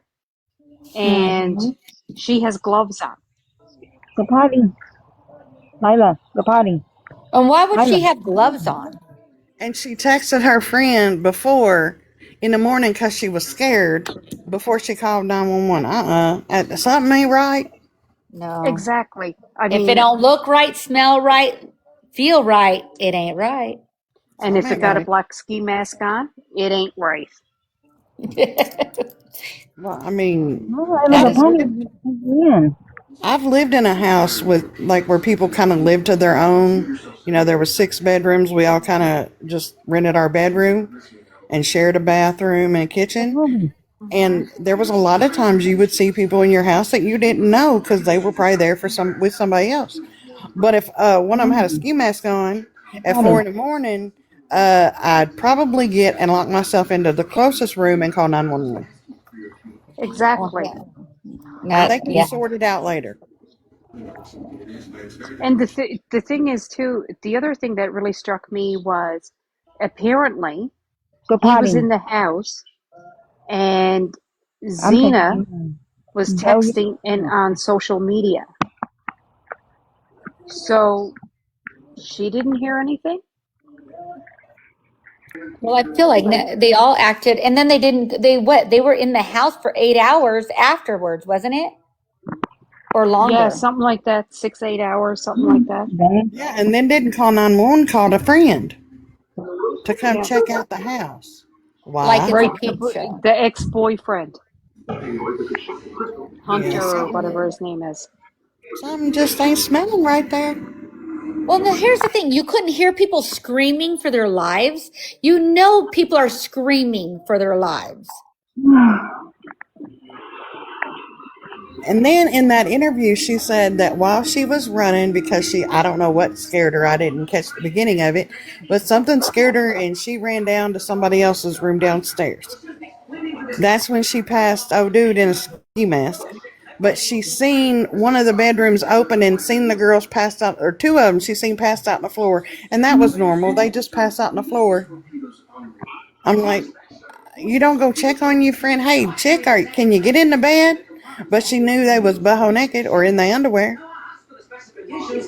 Yes, you're right. I have a feeling Something ain't right with that girl. Yeah, and I'm shocked that they don't investigate that a little bit more. But just like Gypsy, he took the plea deal.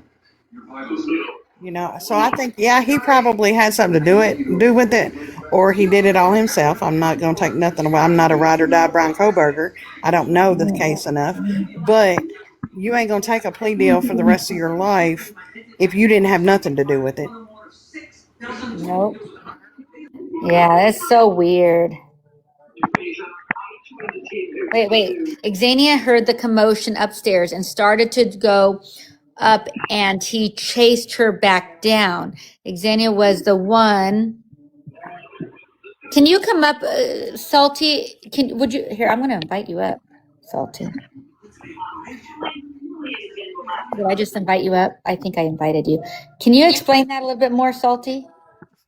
Yeah, I was on Cook's panel earlier. We were talking about the Idaho 4, and I actually followed it from the time it broke until he was arrested. And then once he was arrested, I kind of moved on to another case and got off Idaho 4 for a little bit, because that community, like they said, it's crazy over there too. So it was starting to get that way when I left it. So anyway, from what I understand, Xana was the only one that was kind of up, and Kaylee was in Maddie's room.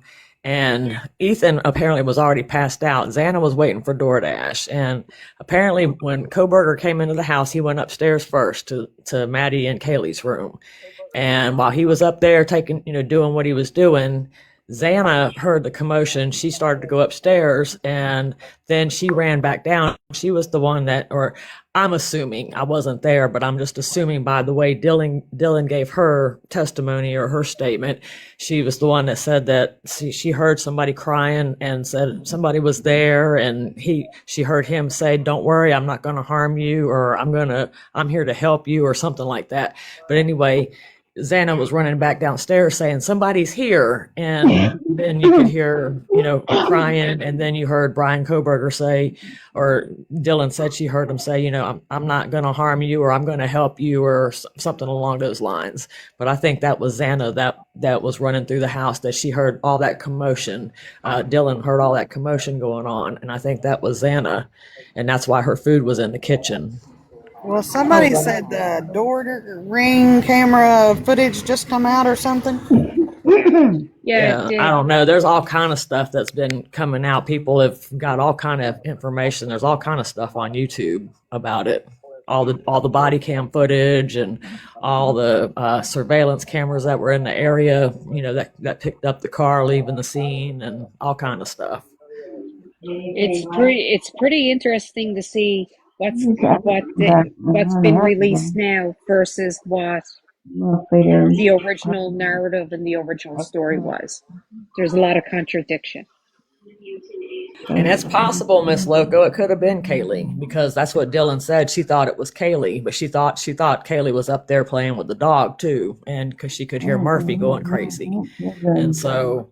It's possible, but I just assumed it was Xana because she was up. She just gotten her DoorDash. It was all about the same time. So he had to enter the house at some point, and he must have went upstairs, and she was getting her DoorDash because her DoorDash was on the kitchen counter. Her name was that bag was sitting there with her name on it. Yeah. Oh wow. Okay, so then my question to you is. So that's so weird though, still though, Salty, because she waited 6 to 8 hours, or I don't know exactly how many hours. Yeah, see, I've always kind of questioned the roommate story as far as Dylan, because Bethany, she was all the way down in the basement. And so she really, I don't think she really had a clue what was going on. I think it was all Dylan texting her, because she was actually upstairs. Dylan's bedroom was right there by the staircase leading upstairs. And so, I mean, Brian had to pass by there at least 3 times. Going upstairs, coming back downstairs, and then leaving, And so, and of course, leaving, that's when Dylan supposedly saw him. And that's at 4 a.m. And she, according to her, she was like, she was the newest one in the house, and it was a party house. And so she, she was used to people coming and going. And so she didn't want to create a scene. She thought they were being loud and they're usually kind of rowdy and all this jazz. But at 4 a.m., when everybody's kind of, everybody's kind of like sleeping, it seems like it's quiet in the house other than what you just heard. But you see this strange man walking through your house at 4 a.m. dressed in all black, and his head's covered. All you can see is his eyes and his bushy eyebrows, according to her. Immediately I would have called 911. I wouldn't have been texting Bethany asking, did you hear anything? Who cares? Just call 911. I don't think, according to Chief Fry, I don't think it would have mattered because, he said it wouldn't have mattered if she called 911 right away. I don't think anybody would have survived. I still think she should have called 911 at least. Damn, instead of waiting until noon. And it wasn't even her that called. It was Hunter and his girlfriend that called. Well, my thing is how does he know nobody would have survived? Like, here's the thing: if she would have seen this guy coming through, she should have known that something doesn't feel right. Call 911. By the time they get there, lives could have been saved. Yeah. If people put things into action fast. Because if you say to a 911 dispatcher, some guy who's dressed from head to toe in black, covering his face, is in my home and I don't know what's going on, but there's a lot of chaos. They're going to be here and they're going to be there with a lot of cars. Yeah, especially in that small town. I don't know. I can't remember because at the time I remember looking up the population. I was looking all kind of stuff up in that case when it first started. But yeah, I agree. And I always kind of question her because I'm like, are you kidding me? It just doesn't make sense. And I understand being in college and, you're trying to fit in and it is a party house and all this jazz, but I don't know. And she was like, well, and I'd been drinking and I think that's what her biggest thing was. She had been drinking and I think maybe she thought she was going to get in trouble. I don't know. Yeah, because she was underage, and that's what a lot of speculation was, why they waited so long. A lot of people were like, oh, they waited so long to call the police because they were trying to clean up evidence and all this stuff because a lot of people were underage, as far as, and the speculation, it was a drug house. And there was all kind of stuff being said about that place. And it very well could have been too. They all had drugs in their system along with alcohol. Oh. So the autopsy reports are out now. Well, there you have it. So, see, Xana, she was the only one she was the only one that had defensive wounds. And I think, if I'm not mistaken, I can't remember if she had 50 defensive wounds or if that was total, how many wounds she had. But they said that she fought back. And I can see that. I can see her being real feisty and, all hell, like, I'm going to kick your ass, and type thing. And yeah, so, that's what they said, that she was the only one that really fought back and that she did have, and like you, I can't remember the number, but she did have a lot of defensive wounds on her. And she had like 50 or 55 wounds in total. Wow. And I think the other ones were probably so impaired from maybe having so many drugs in their system, they didn't even realize what was happening to them. Yeah, that was always my thing. I thought they were all passed out, and so that's why I think he acted alone, and that's just kind of my opinion. I feel especially if you're sober, you got to understand if you're sober, and then once your adrenaline kicks in, you would be surprised at what you could do if once your adrenaline kicks in. And so with them being intoxicated, because Kaylee and Maddie just to come home from the bar, and so they were probably just laying down for the night, probably getting ready to pass out. Sound like Ethan and them had a big night at the sorority house, or not the Yeah. sorority house, but the fraternity house. And then they come back, and settled in for the night. But Xana was getting DoorDash. Like I said, she was the only one that was really kind of up and alert, So I mean, he was able to overpower Ethan. Ethan was at least 6 foot something, and if Ethan was alert, I think he could have probably at least taken on Brian a little bit. It depends on how fast Brian could have acted with that jabber thing. You know what I'm saying? Yeah, But exactly. But yeah, so that makes sense. So he might have been able to do this all by himself because of the fact of if they were all intoxicated or impaired, like if anybody's ever been real intoxicated, think about it. The room is spinning, you're laying there, you don't even know what the hell's going on around you. All you know is your eyes are closed and you're just trying to get, and you're passed out. And if you're passed out and you're like pretty much incoherent, yeah, I guess it makes it real easy, real fast, except for on one, when one had defensive wounds and the other ones didn't. So which makes it where Yeah. things could have happened. Yeah, because no, Brian, oh, go ahead. I'm sorry. no, I was thinking the same thing, and I don't know if any of you were in the live. We were talking about this a while back. So my brother was unalived in the same manner. Oh, wow. Okay, and he had five wounds in total, and from the time that it started, um, his friend was injured first. My brother jumped in to break it up. My brother ended up with 5 wounds and being unalive. It took 41 seconds Oh, for the whole wow. thing to happen. Okay, that would make sense. So this is why with this, like, I guess doing the math kind of, and yeah, so I think it's highly, highly possible that he acted alone because they were under the influence of drugs and alcohol at the time. That's just my thoughts. I think it's And that would have been the 100% best plausible. time. Yep. And that would have been the best time to do what he wanted to do. Yep. Because there would have been no way he would have been able to do that in that amount of time if they were all sober. He wouldn't have been able to do all that. Well, no, because they would have been fighting back. There would have been struggles. There would have Yeah. been. You think about it. There was And other even, guys holding him down and, overpowering him. yeah, and even though the whole sorority house, was clearly, you can see from the photos, it was clearly a party house and all of that kind of stuff. But one would think that there would be tables turned over or, things knocked Yeah. down that tip, it just, Yeah.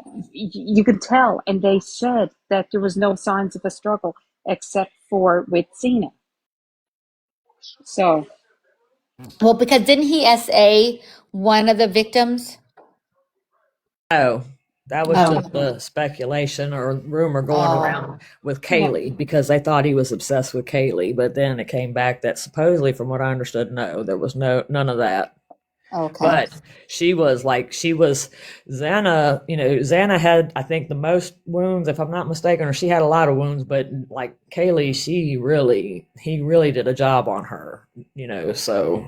And that's why I think they said she was targeted. Everybody was saying she was the one that was targeted because he really supposedly did like a job on her. And they're saying supposedly there was a second weapon or that's what the Gonzaleses are saying anyway, that he used a second weapon. It wasn't just a jabber.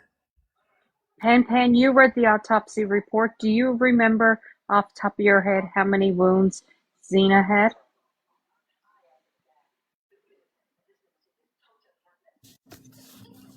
My thing is like, why was he so obsessed with her and he was determined to mutilate her so badly?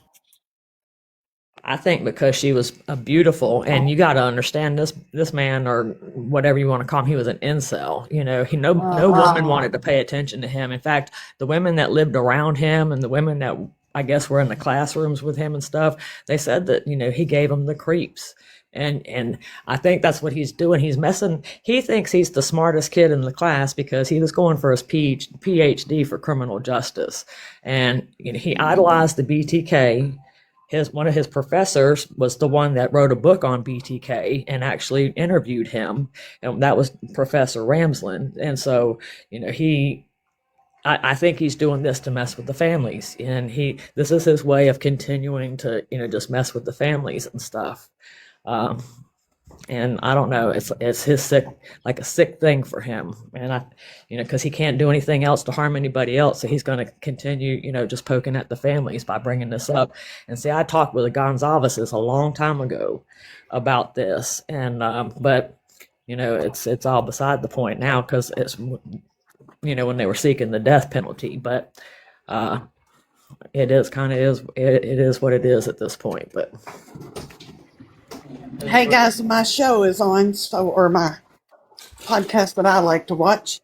So if Mimi goes live, share it to my my main account, not this one, but my main one, please. Will do. We can definitely do that for you, Stefan. I'm wondering if she's even going to go live at this point without, it should be already 7 something for her, and she's usually in bed by 9.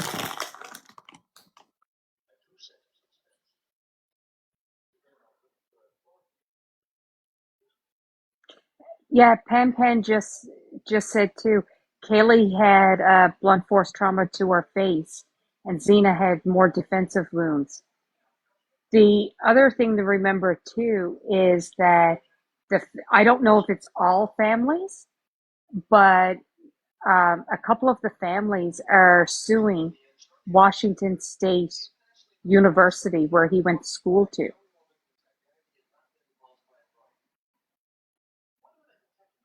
Can't hear you, Moon. So why are they? Yeah, I'm here. They're suing the school because there was that many complaints about him and his inappropriate behavior and his creepy behavior and just harassment of female students, and there was a lot of documentation, and the school never acted on it. Normally you would get called in and you would be spoken to, and but there was nothing. So they're saying that if the school had have taken action, that this may have been prevented. So they're suing the school. But I have another thing on that. Wasn't there another complaint at another school about him or something like that? The first school that he went to, there was complaints. And then, but wasn't there more complaints? So when he transferred or had to go to this school for criminal justice, is that the only complaints he had? Was at that school, or was there any complaints at this school that he? There was complaints at both. There was complaints at both. Okay. I knew there was one school that they did have complaints. I didn't know there's both of the schools did it. And so no one took any action on it. Yeah. And according to the podcast, well, that's what was, because I watched 4 or 5 podcasts yesterday on them, and that's what, again, this is what I've read or seen or heard on podcasts and stuff, right? But yeah, and they interviewed Kaylee's parents. What was it? Thursday, I think it was. They did an interview with them, and they spoke about the lawsuit as well. Actually, Kaylee's sister, Olivia, spoke about it in the podcast. So I have a question, because I often wonder, is that lawsuit going to go anywhere? And the reason I say that is because anybody could, go to school and not feel comfortable with the student there, right? But there's nothing a school can do unless something happens. Just because. I kind of wonder, have they investigated, because I think he went to DeSales or whatever it was called, DeSales University before he went to Washington State. And I want to know if they investigated around there for any missing persons or anything like that, because I can't believe, I believe that he committed the murders and everything, but I wonder, if he did anything Good else question. around there, because I can't imagine that being his first crime per se. I think he was probably on his way of trying to be like BTK, but and he just happened to be able to do it all in kind of one night with the way it worked out for him. Well, because it's usually a progression, right? right, you would think. So, And I mean, yeah, they did fire him from his teaching assistant position at Washington University. I forgot about that.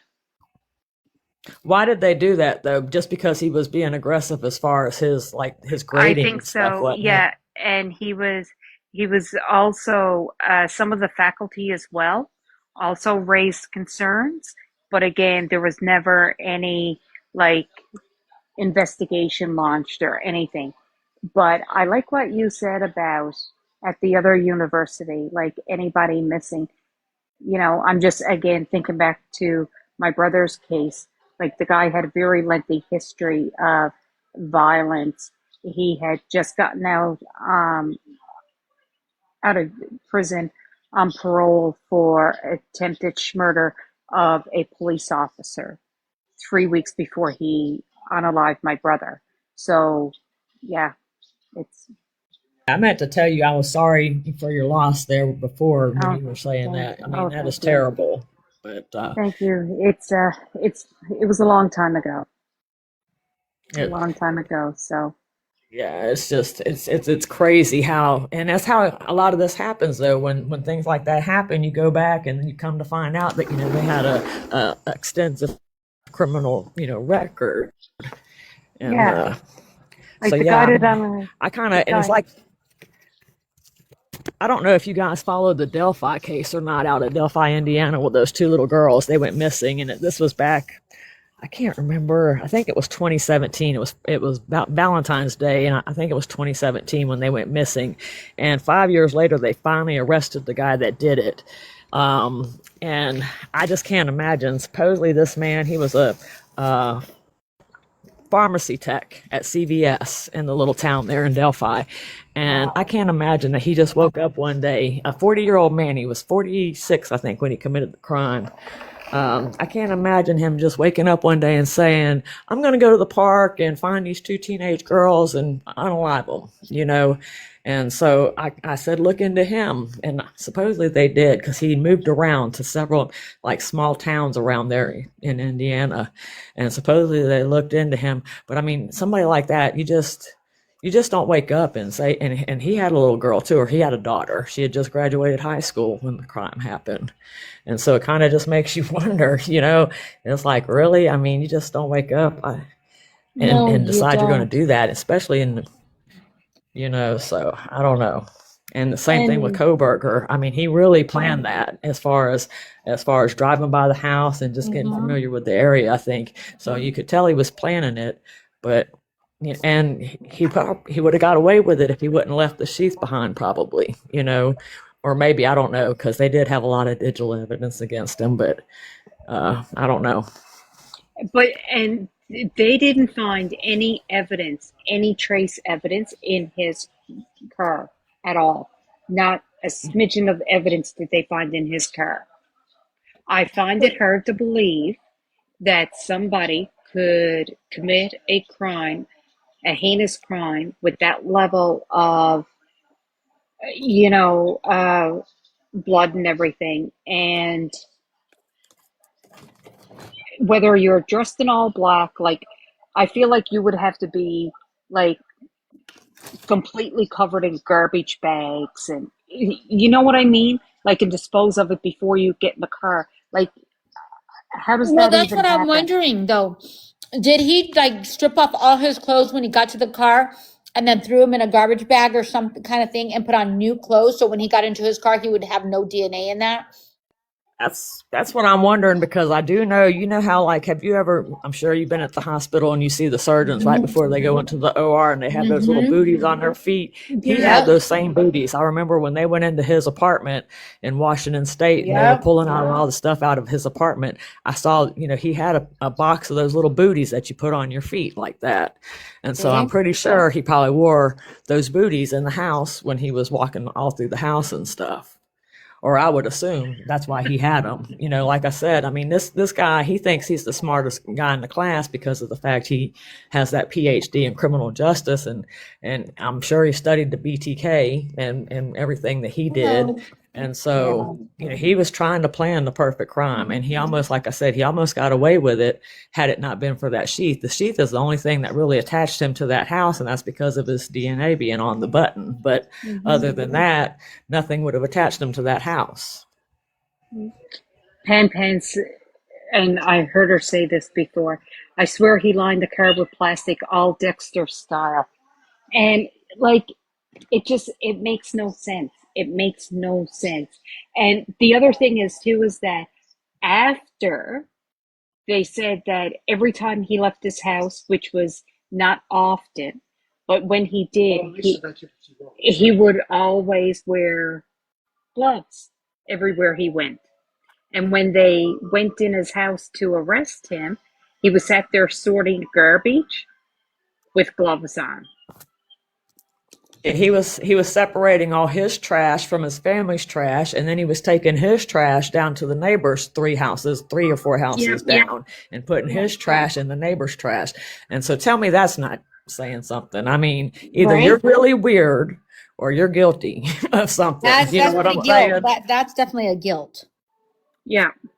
And I mean, they were outside the house for several days and had that house under surveillance. I would think that as someone with a PhD in criminology, that they saw him walking down the road. Like, he had to have known that he was under surveillance.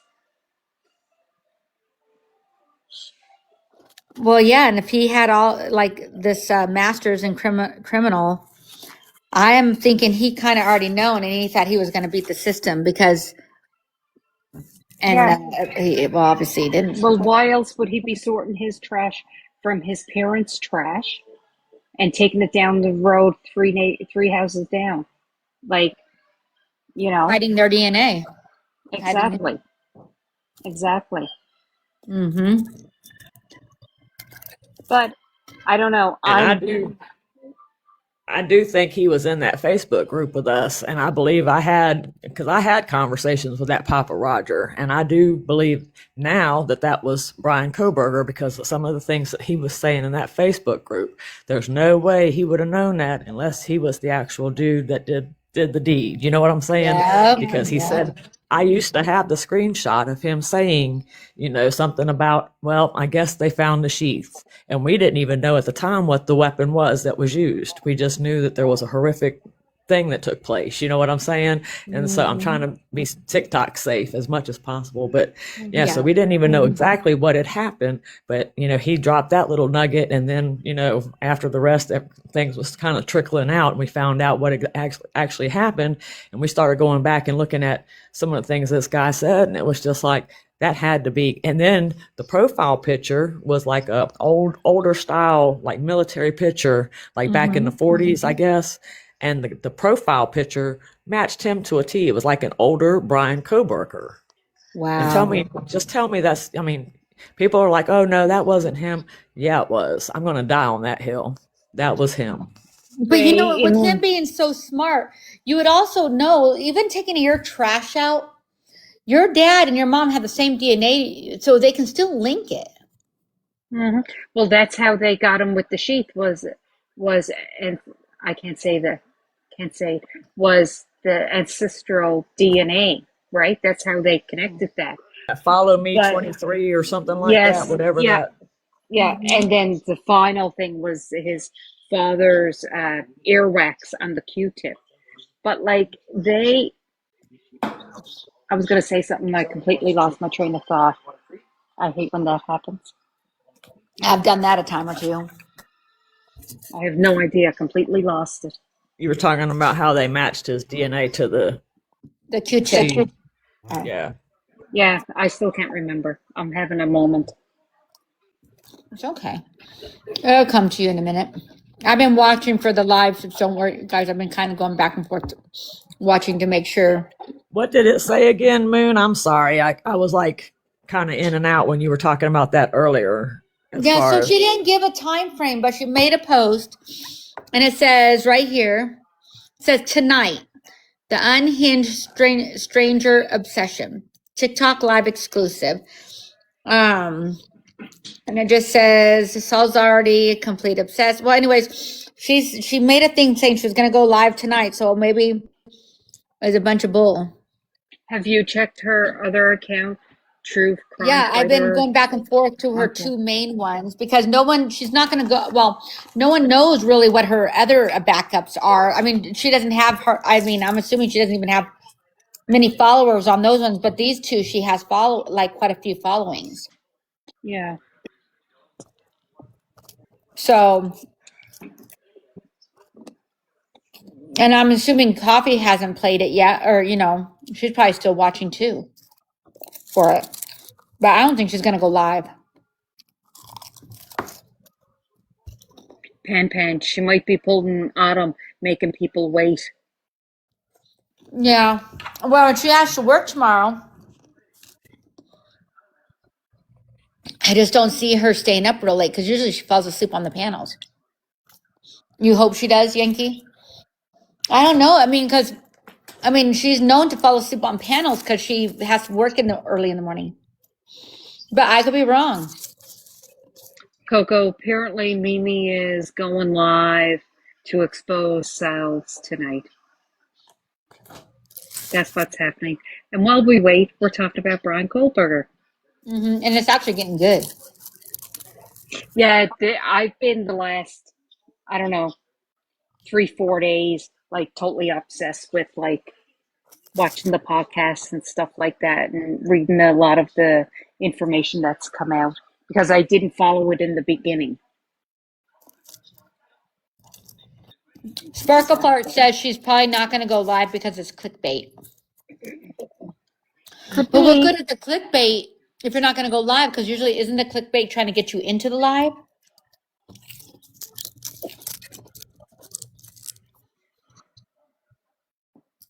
Hey, Steph.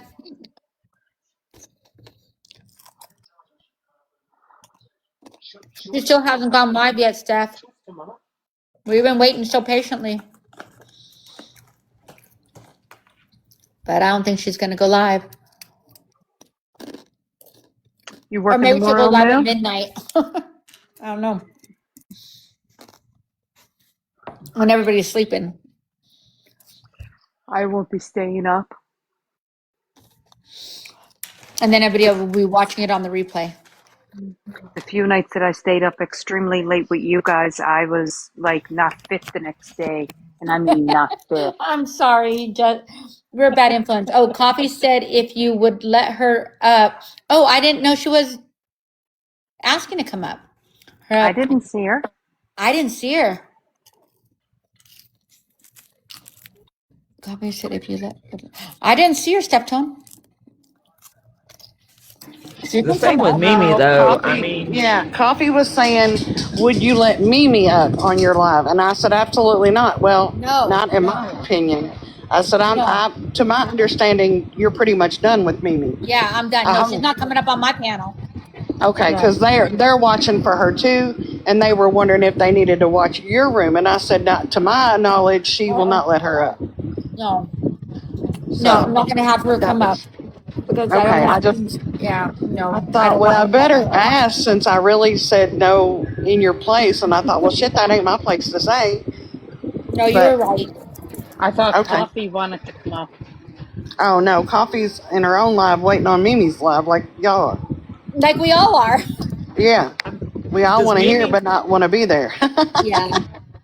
Does Mimi not realize, though? I mean, maybe I might be wrong. maybe I'm the one that doesn't realize it, but I would think that what put the nail in her coffin was the fact that what she said about Dank and that type of stuff. Yep. Most of the community, I think that's what kind of That did it. put her in her place, and not what necessarily what her beef with Sal's or whatever. But Yeah, we don't she care keeps about the beef focusing with on Sal. that. It was more Dank. It was more Dank. Like that broke everybody's heart with that one.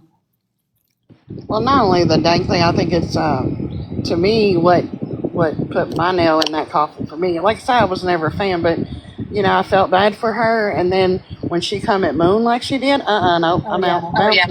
That was not cool. And then I just sat back and I thought, she literally has put everybody's trigger in one story. Everybody's.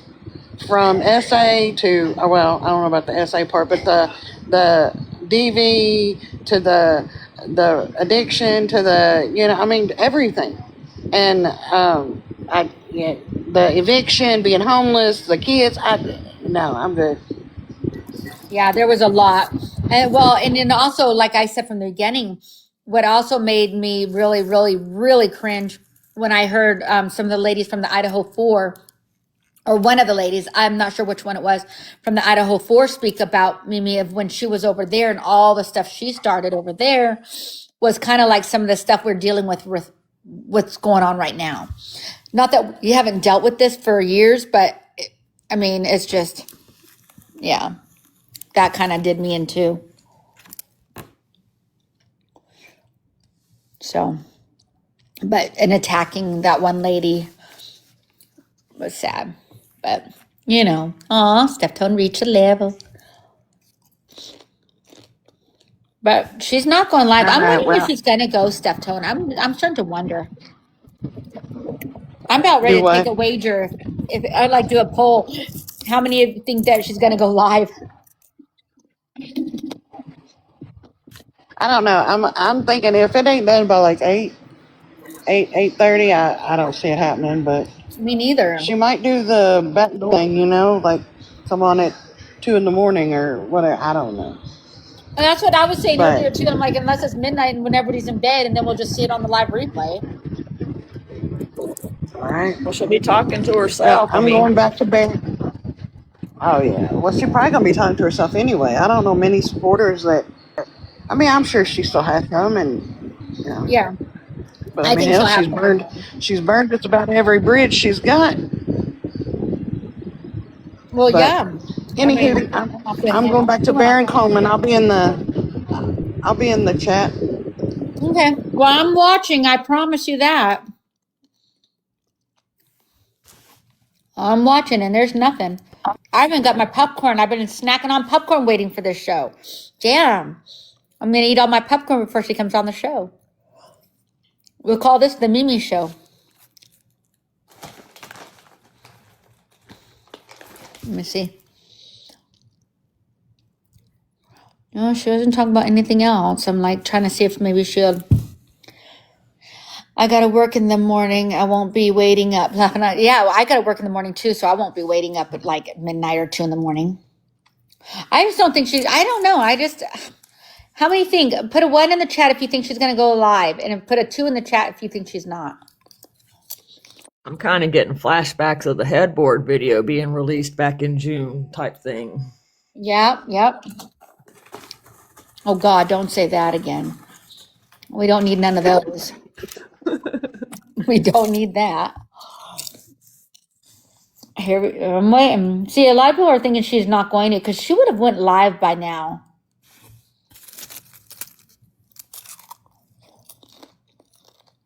Mimi wasn't one to.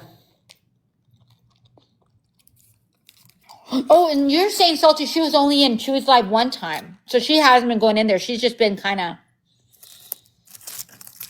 Well, and I can't really fairly say that because I've only been in there a couple times myself, but I saw her in there in the chat one time, and she wasn't really in there that long. So I don't know. Yeah. So I haven't really had any interactions with her since all this stuff went down. Like I said, I was upset. There was 3 things that she did, and I can't remember the third one now. So, but right off the top of my head, but the big one was the dank issue. And even though I don't like Sal's, a whole lot, I still didn't like what she said about Sal's as far as the Yeah. STDs and stuff. That's just not cool, you know. But that's petty So and I don't know. childish. Yeah, I mean, it's not cool. I mean, that I don't know. I understand she's upset and she doesn't like somebody and everything, but I don't even know what Dank's family had anything to do with this. You know, Yeah. and Dank's not here to defend herself. So I thought that was pretty shitty just to bring that up at all. You know, I don't care. Nope. I don't care. There's no good reason to bring that up, period. Nope, none. I mean, they really lost their daughter. They really lost their child. Like their love, like that was that was like a knife in the heart. Oh, sorry, a dagger in the heart, a poker in the heart. I'm gonna get violations. I just know it.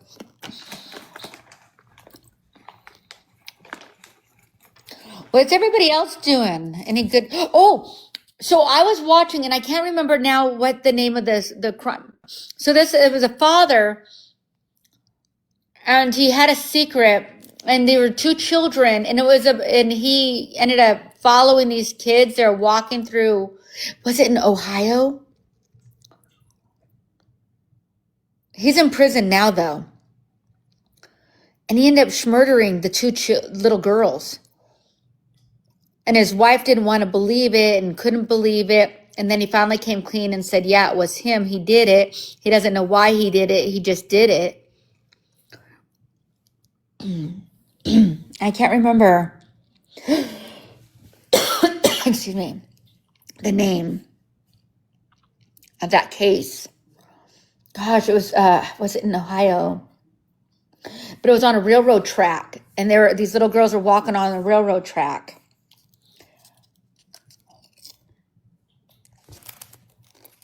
Oh, I think that's the Delphi case. That was the one that I was talking about. Richard Allen. He was arrested for it like 5 years later. That was Libby and Abby. Yes, Libby and Abby, yes.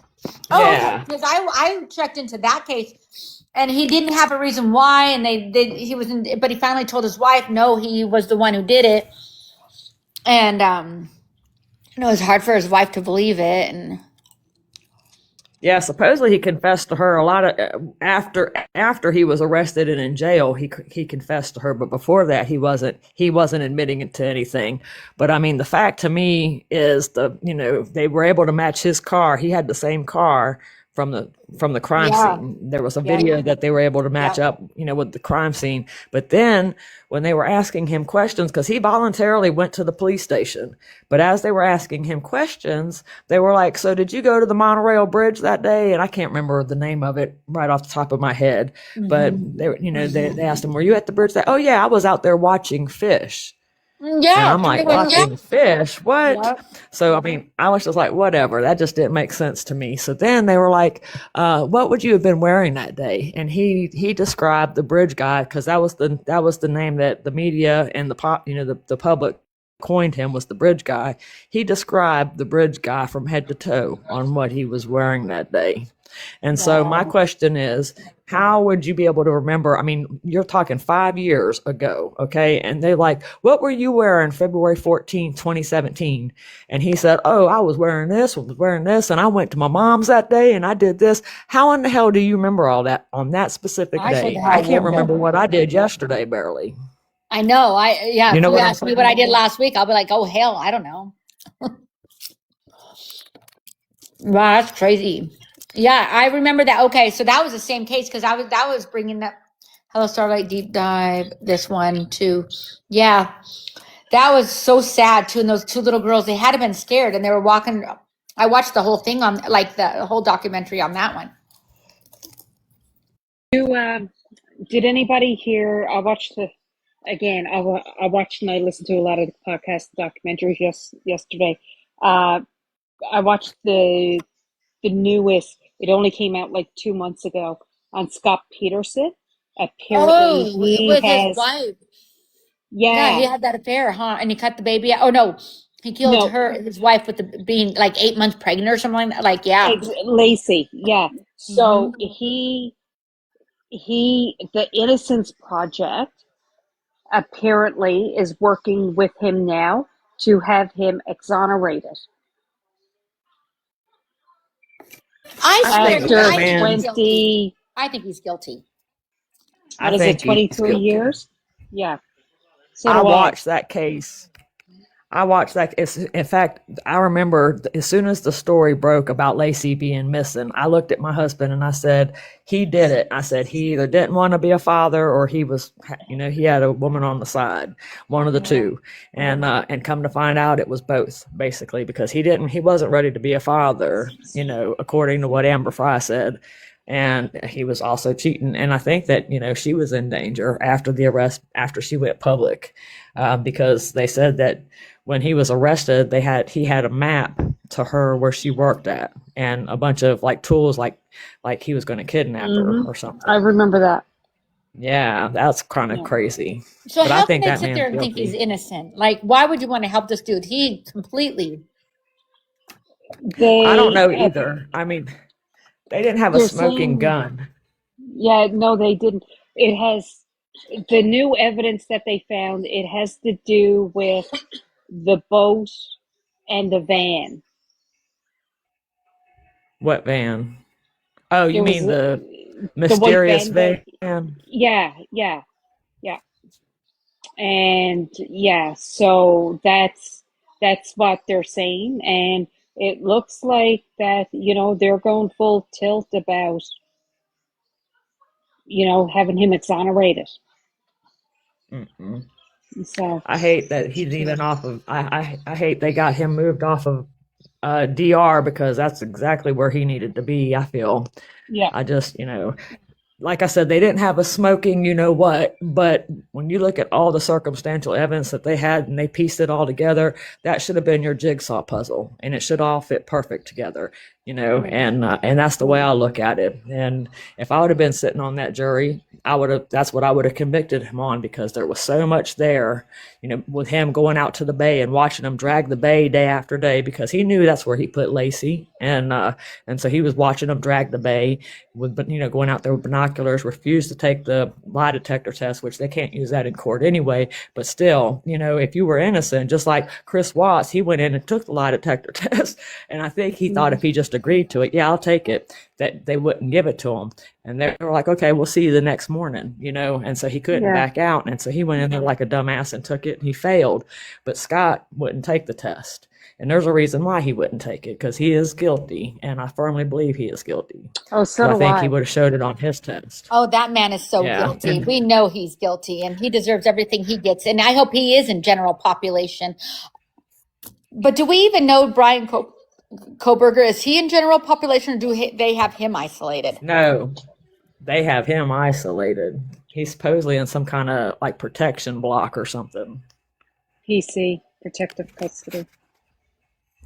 But for Scott, though, I just, I don't know. I think he should go back to where he was at, as far as, and I don't want to see him free, because I don't think he deserves to be free. Grandma And babies. that was just a sad case. What's the Stephen Avery one? What's the name of it? Do you remember? To make a murderer. Okay. That's that one. There used to be a couple Netflix documentaries. One was To Make a Murder, and there was the second one that came out. And Okay. I used to be on on the side of him being innocent, and I think the nephew is. I think the nephew should be free, but I don't think Steven should be at this point, because after everything coming out, I kind of think he is guilty. But I think the nephew put himself. I think he was just trying to tell the cops what they wanted to hear, and he ended up getting himself in trouble, because they were able to throw his confession out, but he's still in prison. They won't let him out of prison. The governor keeps fighting it, because he's supposed to. He was supposed to be released a couple years ago, but the governor of Wisconsin keeps fighting his release.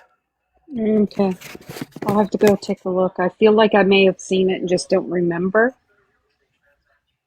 I'm pretty good at keeping up It's on a kind of the. a crazy case, because he spent I think it was 18 years in prison before that happened. That particular incident happened. He spent 18 years in prison, falsely accused of assaulting a woman. And so when he got out of prison, he sued that county that he lived in for, I think it was 36 mil. And so everybody was saying that, and I don't know if he was awarded already. I think he was awarded something. I can't remember, but I know he was either in the process of the lawsuit or he might have already been awarded the money or something. But that county had 36 million reasons why they needed to get that man back in custody. And that's the way I was thinking originally when watching the first documentary, because when you watch the first documentary, you're going to be like, that man's innocent. He needs to be released today. And even the second documentary, but I don't know. There's some things that came out, outside of that. And like when you watch there was a Dr. Phil episode that one of his quote unquote fiancés did. And she went on there. She was supposedly engaged to him. But then after she met with Dr. Phil, she quickly broke off the engagement. And Dr. Phil, I don't know, I think she had like a second visit and he played those phone calls. And Stephen was like really, he was really going off his rocker, yelling at her and carrying on. And there was a couple calls. Ramsey one. And it's just because that one really just broke my heart of a little child never receiving justice for what was happened to I her. think the brother, I'm not saying he did it. I think he either knows who did it or he was somehow involved. I don't know. Just my gut feeling. That's one case I never really dove into, but everybody that I have heard talk about it says the same thing. They think it has to do with the brother. Or I don't know. they also blame the mom there for the longest time. But I think she was finally cleared or something. They were able to actually clear her or something. Yeah, Yeah, they all took also a polygraph test too, all of them, and they all passed it. Yeah, the mom and dad were clear, but it took forever. But they were clear. But I just I went down so many rabbit holes with that. I remember when it happened. I do too. That's why I got, and it just saddens me. So there was a theory, and I don't know if you know that, if you've ever watched it, but there's this whole theory about it. Like, how she was in the beauty industry, and part of them thought, well, this is somebody that was obsessed with her, knew where she lived, went in, because what was broken? In their basement area, how there's those windows? That was opened.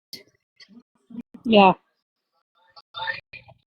I heard that. They think somebody could have climbed through there, went up the stairs, but you would have to know where John Benet Ramsey's room is.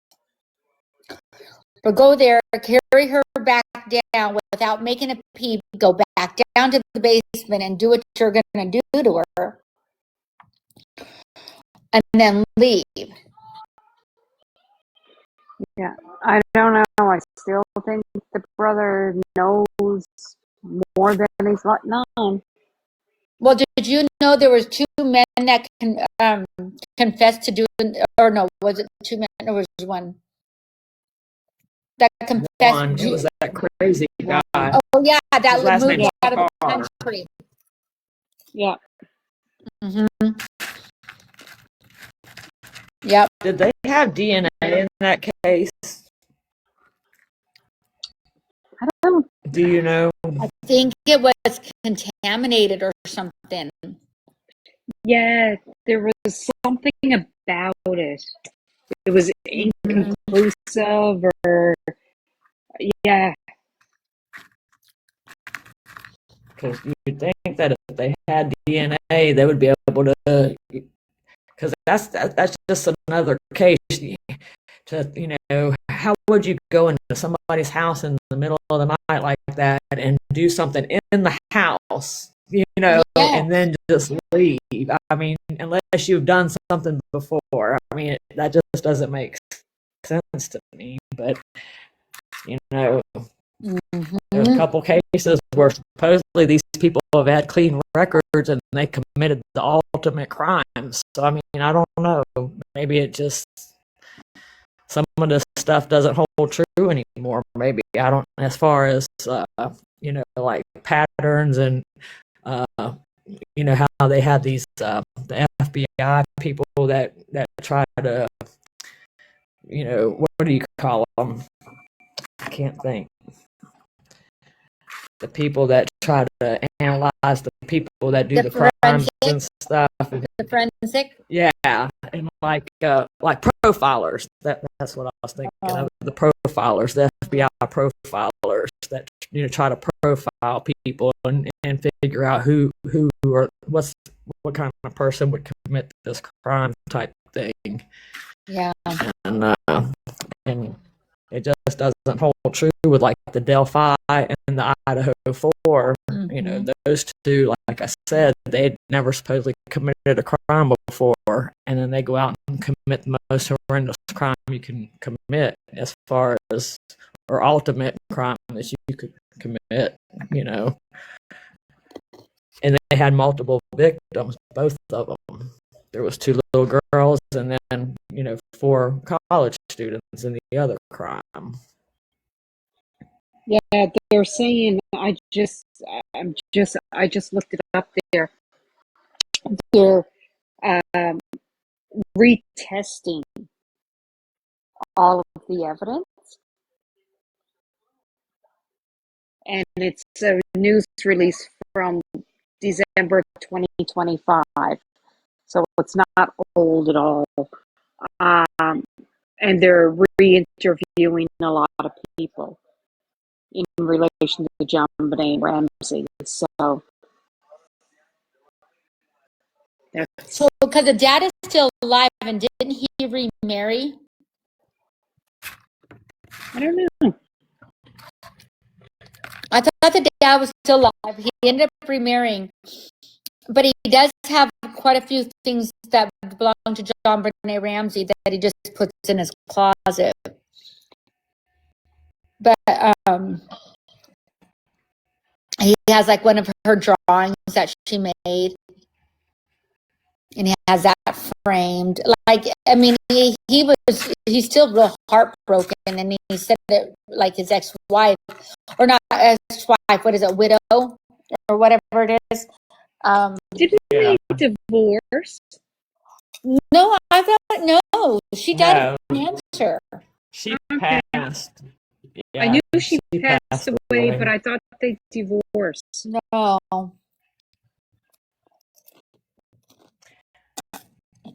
No. They might have separated or something. Yeah. But I don't think they actually divorced. I know that they moved from Colorado. I think it's to Georgia or something. Yeah. But, like I said, I didn't really follow that case a whole lot. I did see the dad and the brother on Dr. Phil, that when they did their interview with him. Yeah. But Dr. Phil lost my respect when he interviewed Gypsy, and there was somebody else that he interviewed, and I didn't feel like he asked the hard questions. I guess it was Gypsy, because he was just, instead of going, because you could tell with some of the things that he said, he was questioning her, but at the same time he didn't push her, and with everybody else he always pushes people, especially if he can see right through them. And so yeah, and then with his podcast, when he did his podcast about her, that really, I was just like, I'm done with you, man. You lost my respect. No, does she feel like she's just like a child or something, and he had to take it easy on her because she's childlike?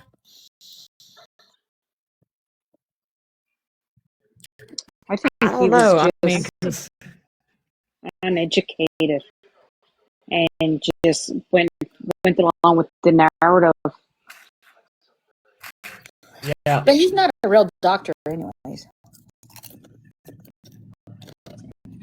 Well, no, not in California. He's not. But yeah, I mean, at the same time, I don't think he did his homework either. But at the same time, he did try to hold her accountable because she made a comment about Nick. She said something like, I didn't put a gun to his head or something like that, or I didn't do something. Yeah. And Dr. Phil was like, well, how you try to blame him on everything? You could have just stood up and walked out of that house, or you could have called a cab, or you could have done this. And I was like, yes, get her, Dr. Phil. But then in the same breath, he turns around and he's like, I feel like, you need to pay your debts to society, what you're doing here. But once you get out, you need to pay the debt for the rest of your life or whatever. And she's like, oh, I will. And I'm like, yeah, that didn't age well. So Yeah, John Benet's father did remarry. He married a fashion designer, and I was wrong. They never did divorce. Yeah, I didn't think so because I kind of followed that one pretty closely because I felt really bad for. And I was like, no, I think she passed away, and then he ended up getting remarried a few years later or something. Yeah, 2011. He married a famous. I just had a fashion designer. Yeah. And he lives like in a modest home. But it's just sad. I mean, it's just sad that case will hopefully one day get solved, but I don't know. And you know what? The Black Dahlia, have you guys looked up on that one? That's an unsolved case too.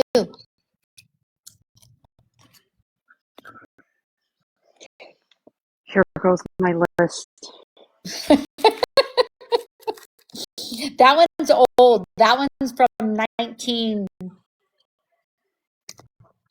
Oh God. Maybe in the 60s. I don't even remember. Damn. Could be. That's so old. But anyway, still nobody's ever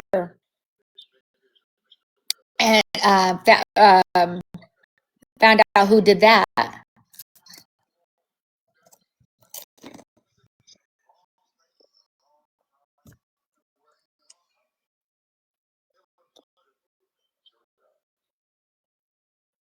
The Choma neighbor. Or 1947. Thank you, Pan.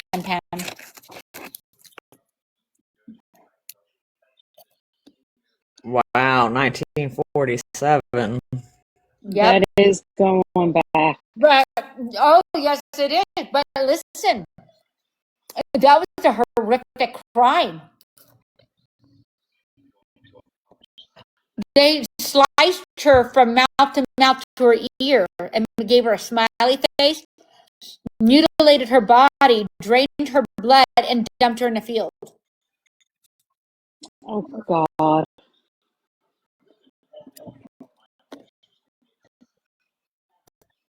Wow. It was pretty gruesome.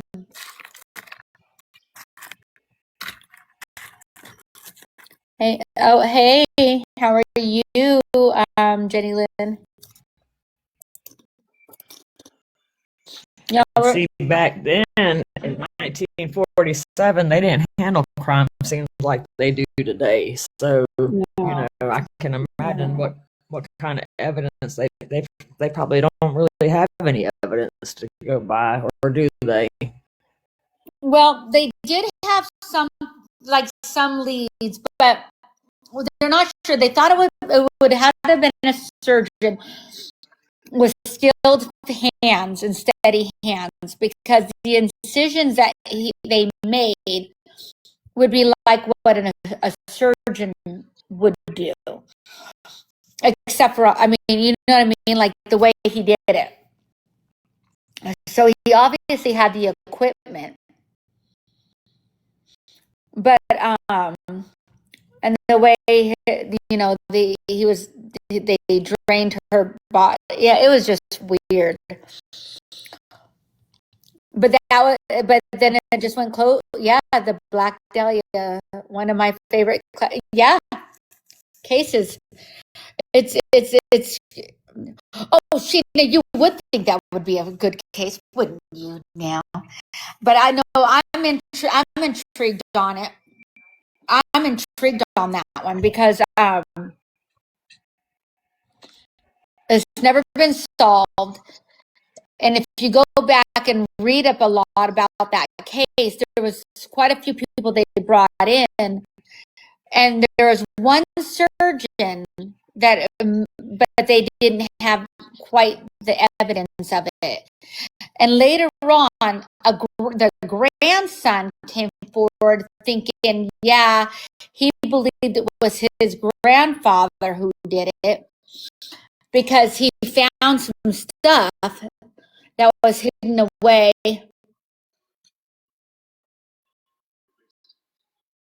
Yeah, I doubt it too. I don't think it's ever going to be solved. But there's that. Go ahead. So,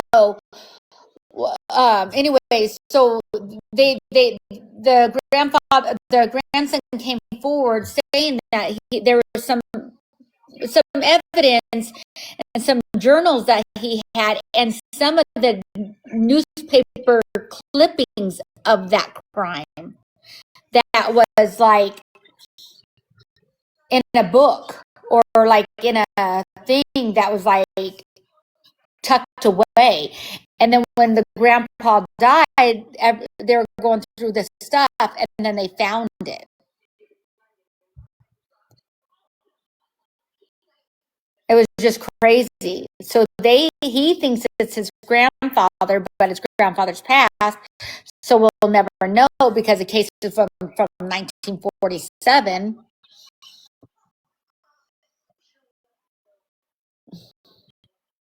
But yeah, that one's an interesting one. Kind of like the John.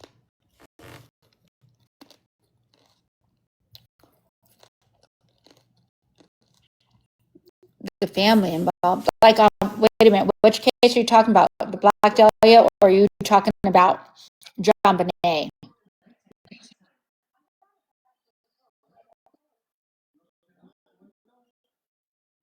Yeah, the Black Dahlia, yeah, she was moved to a different crime scene and dropped in a field. So people like just to be viewed, like she was just dumped in a field and on a side of a road kind of thing, but it was a field. And I mean, people walking by could see it. So there was like. She's the only victim like that, though. I mean, like found like that. Yeah, she was found that way. I mean, was she like the only victim like that, though? Yes.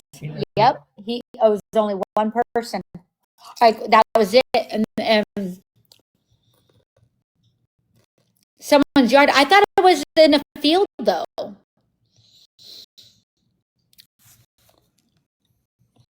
I don't think it was someone's yard. I thought it was a field. It was a field.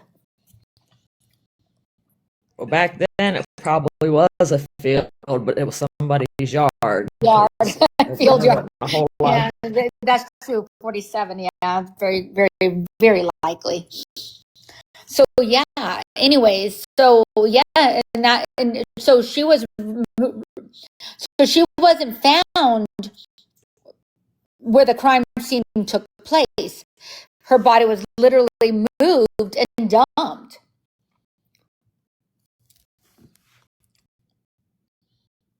And yet nobody.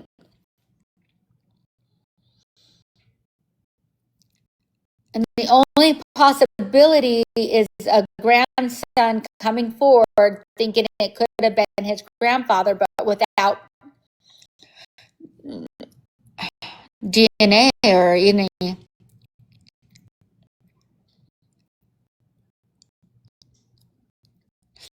Yeah, you can go where they found her. Yeah, that is true. In LA, if you ever want to do a tour, they could take you right where they found her body.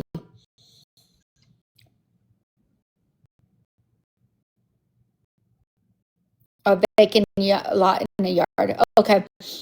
Yeah, it was just like out and open. People could see it though. It was just weird. So that's another case that just never going to be solved. And those are pretty high profile cases right there.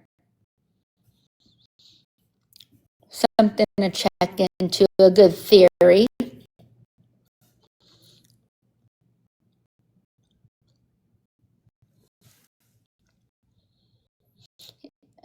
Yeah, there's a lot of haunted LA tour. There's a lot out there. A lot of crimes have happened out there. Anywhere, all over the world, I guess I should say. But yeah, so that was kind of weird. Oh, Jack the Ripper. Oh, Jack the Ripper was solved?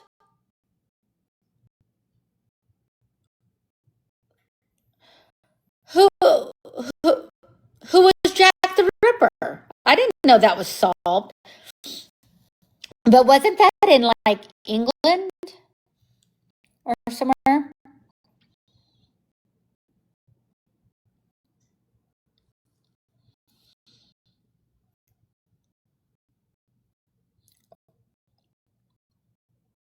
Or in London? Or London. Jack the Ripper was in London. Who did it?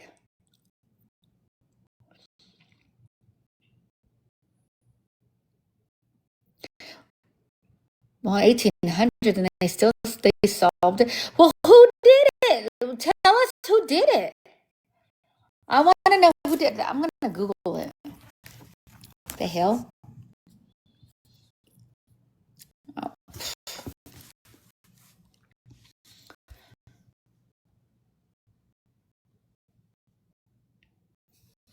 I want to know who did it.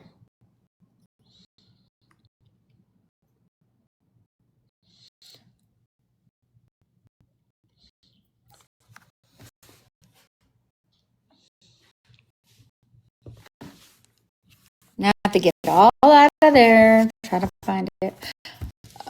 I don't remember Jack the Ripper. Oh, hang on.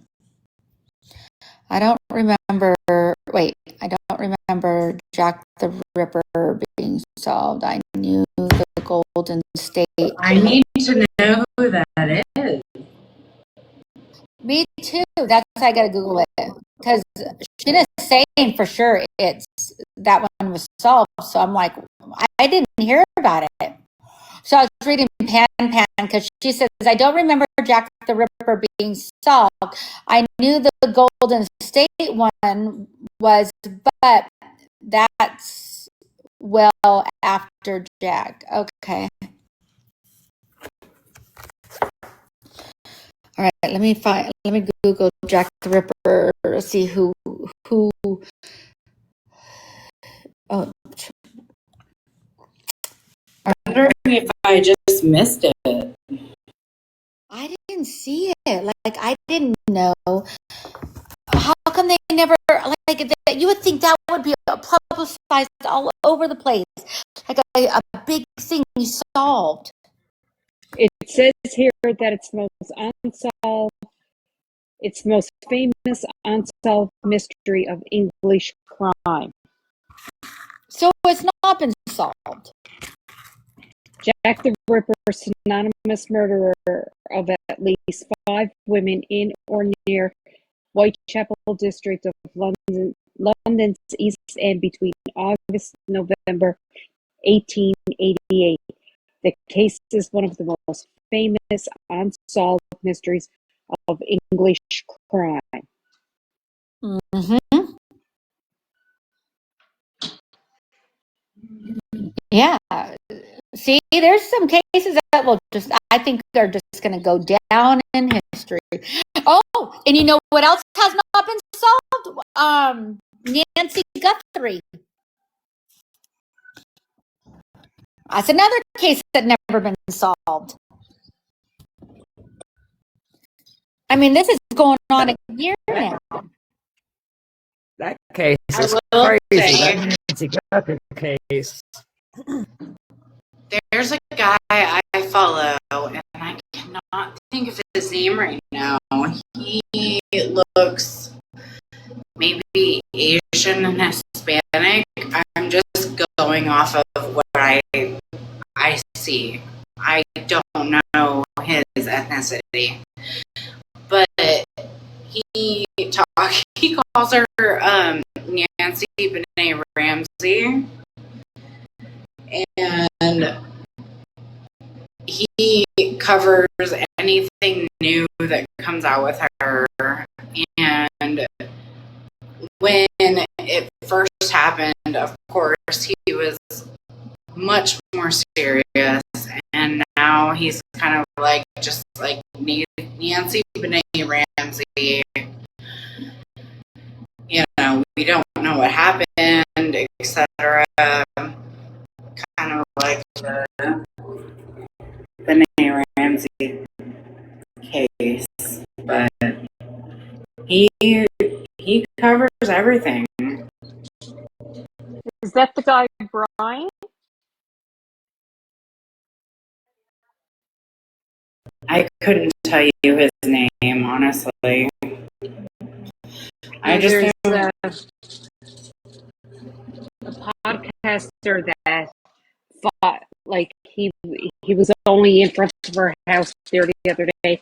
He's been following it, and he's an investigative journalist, and he's been covering Nancy, Brian Kohlberger, and a couple of others, and he's really, really good. He looks very whitewashed, if you will, but he has Asian descent, and I couldn't say anything else. He definitely has Asian descent, but I couldn't tell you what else his background was, but he calls her Nancy Benet Ramsey. So Wow. Yeah, it's not the same guy I'm thinking of.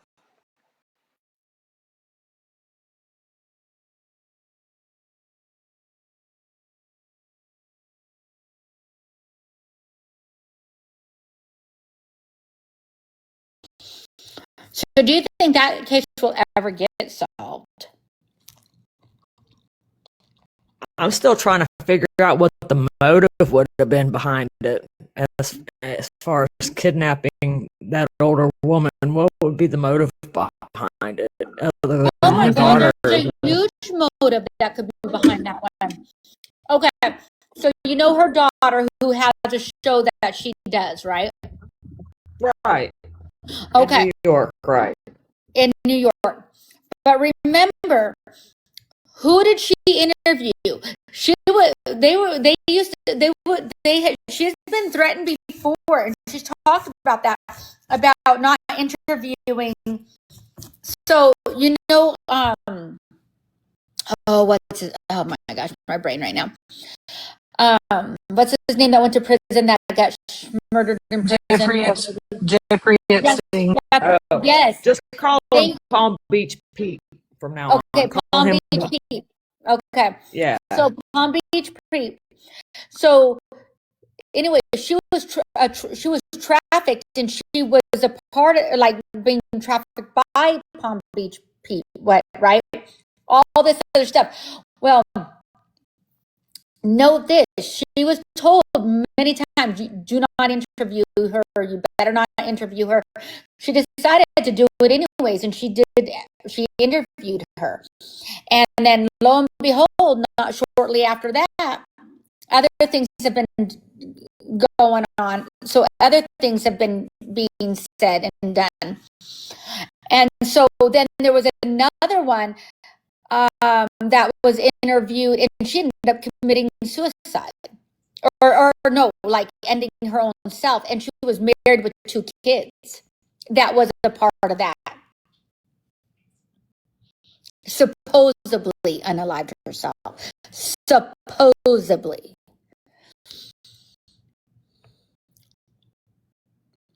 So I think so, they did that to punish her. so she was kind of tied into the Yep. that case. Yep. Hmm. See, I didn't know. Like I said, I haven't really been following that case a whole lot, but I just thought the parts that I do know are just crazy to me. I was just like, what in the world? But yeah. Yeah. So that if you oops.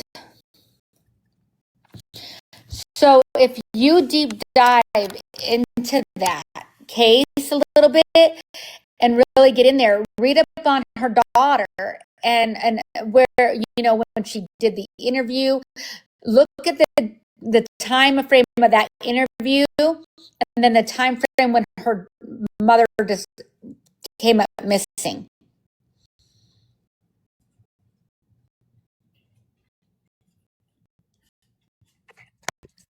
Yeah.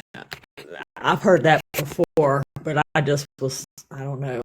I still don't understand why you would actually kidnap the mom, though. Well, what's going to hurt you the most? Kidnap her.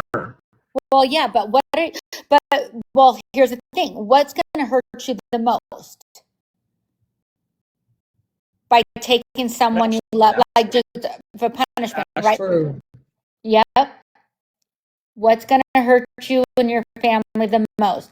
So you could take her, you know, punish her, try to take her, do what you want, do your will, right? But what's going to really hurt the whole family, like the whole thing? The mom, who's right there, it would make sense.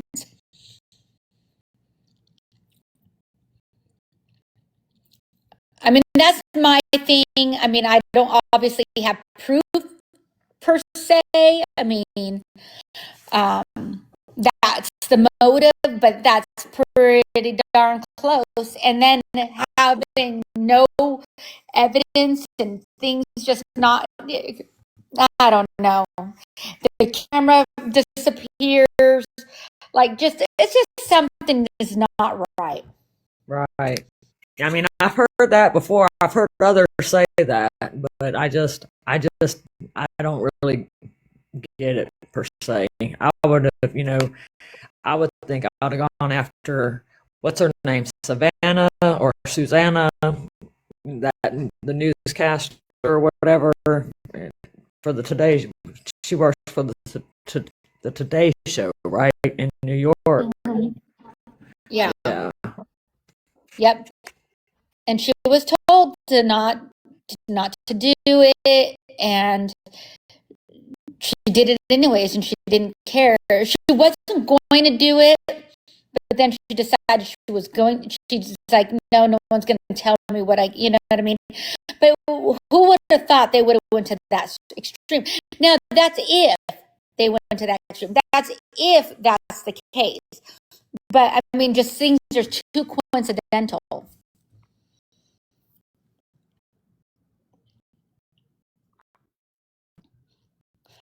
But you never know. Moon, Sheena wants to know when she can speak. Oh, I'm sorry, Sheena. Go ahead. We're so caught up in this. I'm sorry. I was talking about Nancy Guthrie and totally. Go ahead, Sheena. You can speak. No, you're okay. Listen, I'm just gonna say this, and I'll jump down. I'm super nauseous, so I have medicine melting in my mouth to help my nausea. So forgive the way I speak, and also I can't hear anything you guys say. But I was gonna tell you on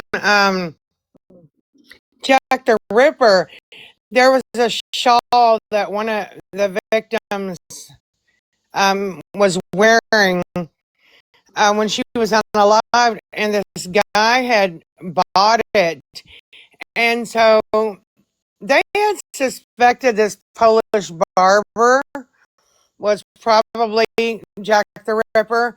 So the DNA on that shawl matched her and the barber. And so, other people were like, yeah, but that shawl's been passed around for years. I mean, this crime happened in the 1800s. So they took a relative of hers and a relative of Jack the Ripper and tested them, and the DNA matched. So you've got people saying that's good enough for me, and then you've got other people saying no. I mean, there could have been cross-contamination on the shawl. I personally feel like it was the barber because of all the other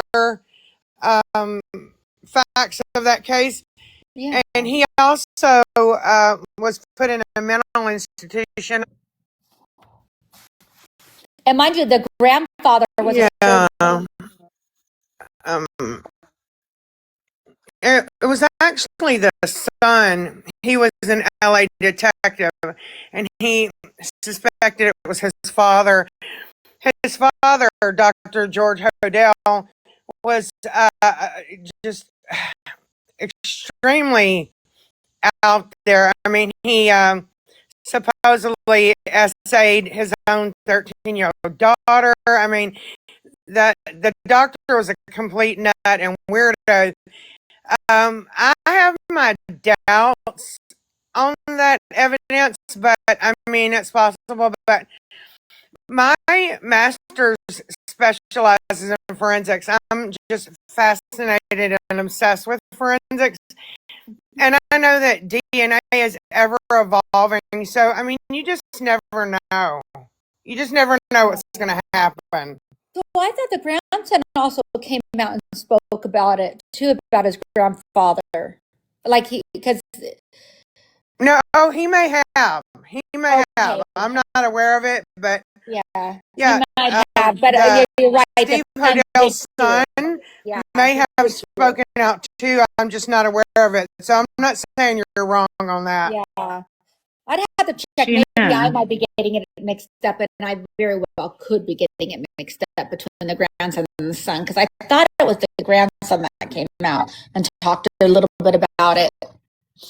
But regardless, that guy was a doctor, and they said it would have been a surgeon that would have done something like that, because to know how to do all that. Hey, Moon, can I ask a question? Yeah. I'm just wondering, with Sheena saying that she's obsessed with, the details, etc., how she explains gypsy stuff.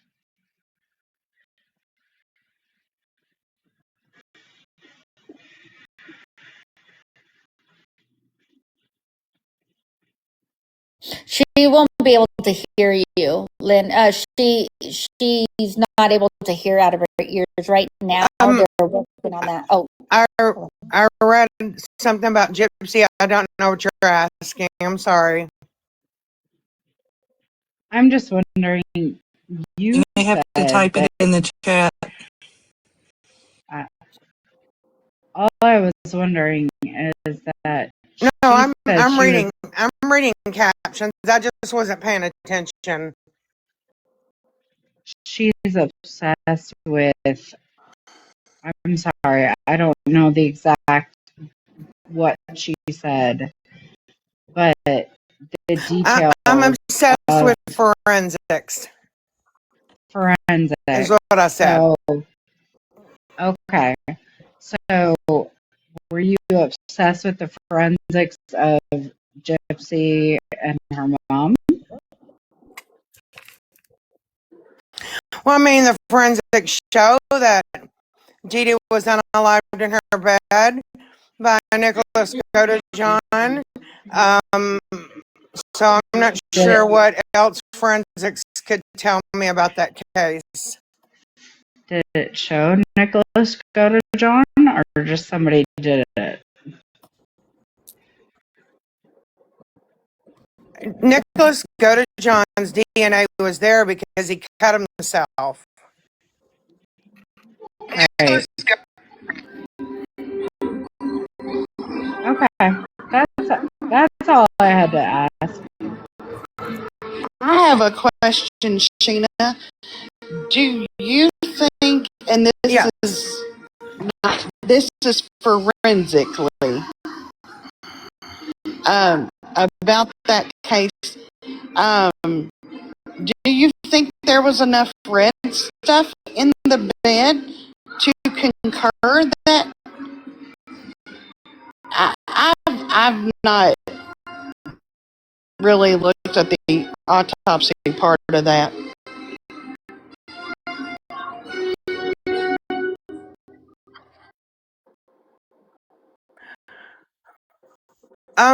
I saw the crime scene photographs.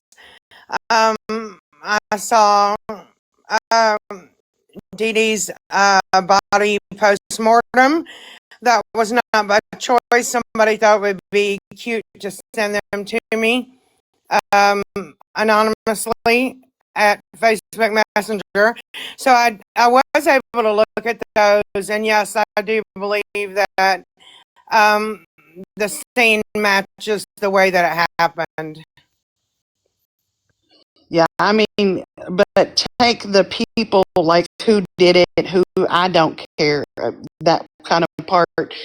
But when I seen the crime scene photos, I didn't feel like there was enough red stuff to concur with what they're saying.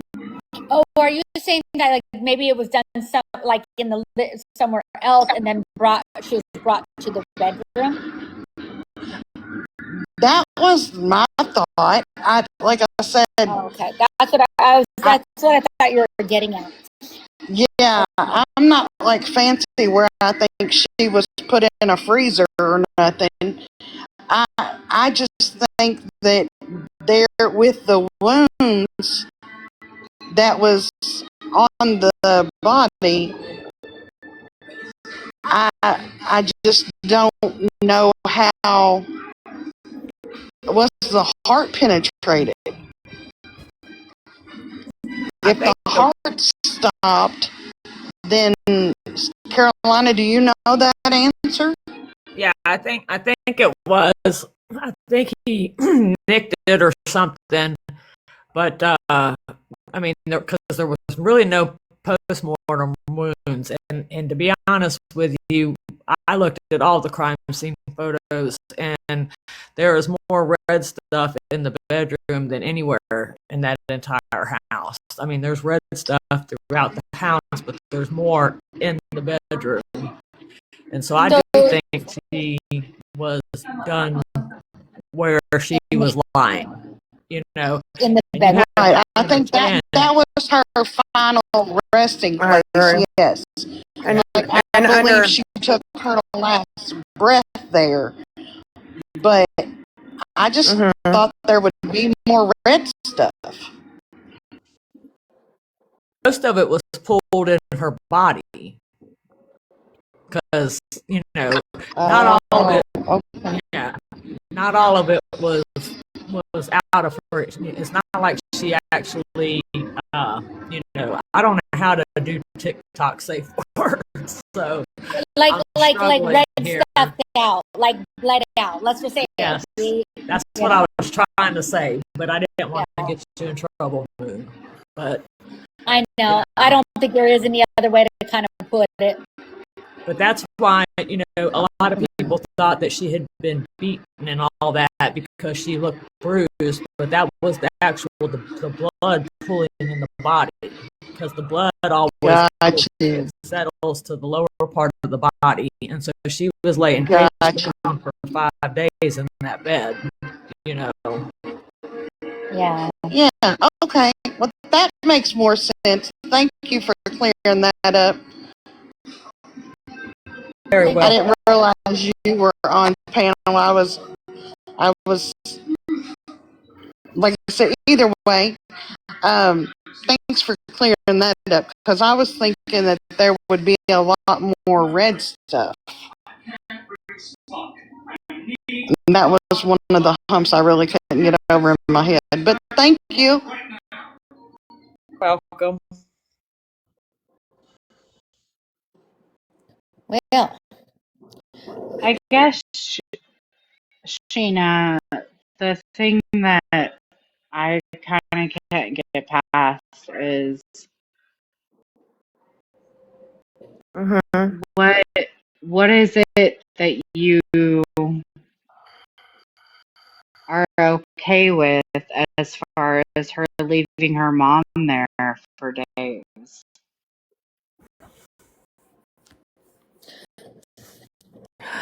I've said before, and I stand on it. I don't have a problem with what Gypsy did. I just don't.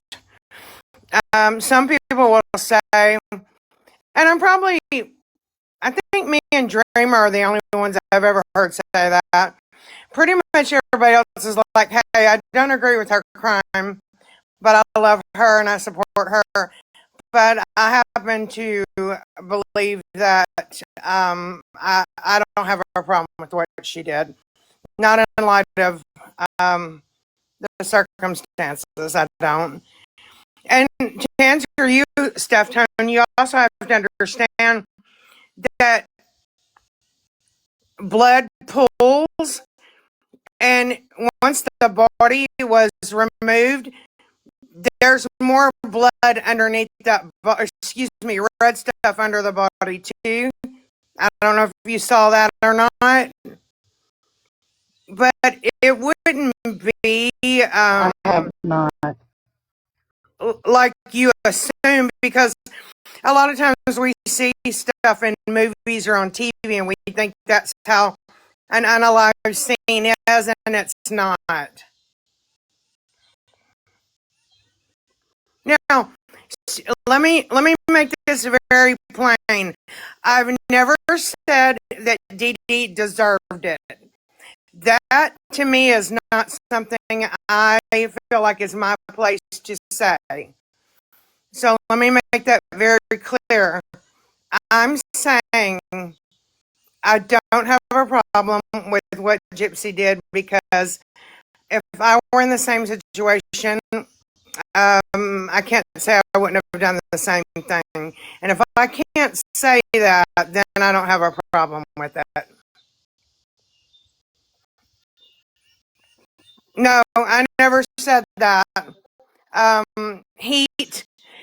There was a fake account last year with my name and some crazy PFP I've never used that was going around on posts saying, hey, when I went to Louisiana, hey, I just met a celebrity and she unalived her mom and her mom deserved it. That was not me. That was a fake account. People think that was me, and it was not me. If I said that, I'd stand on it and I wouldn't care who liked it. But that was not me. That was a fake account. Matter of fact, I think Crystal has pictures of that fake account as well. Sheena, I will say that I respect the fact that you said you are okay with what she did, and I might be quoting you wrong, but can you say one more time what you're okay with? I'm okay with what she did. I feel like it was self-defense. I feel like only one person out of two was going to walk out of that alive, and I believe that Gypsy's the one that walked out alive. That is my belief. That won't change. Okay. So you support her because you think that nothing would have really changed it she would have not walked out alive, etc. Okay, I can respect that. Well, the reason I support her is because I know her today. I know who she is today. Um, she's one of the kindest, most giving, loving, open people I've ever met. She's a fabulous friend to me, and I try to be one to her. And so that's why I support her. That's fine. I didn't know her back if, then, but I know her now. And the person I know now is the person that I love and support. What if that's not who she was back then, though? I appreciate who you see now and you support now, etc. I'm just wondering, like, if thank you. What if that's not who she was then?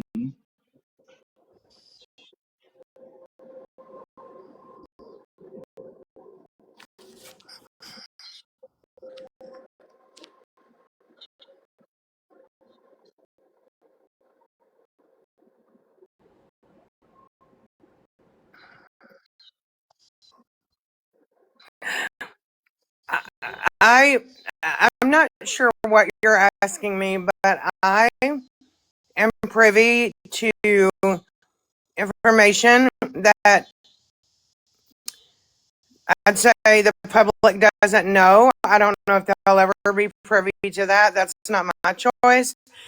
But from what I know, me personally, I feel like,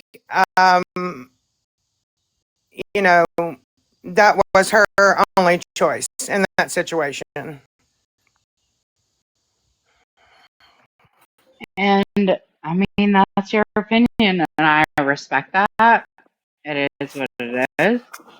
I was just curious if you had any other information for us as far as the other side. You know what I mean?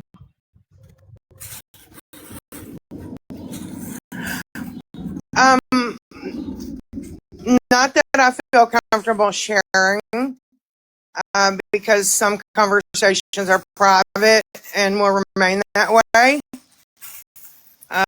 So I don't feel comfortable sharing anything that has been talked about privately, but that's just my stance. It's where I stand on it, and that I don't ever see that changing.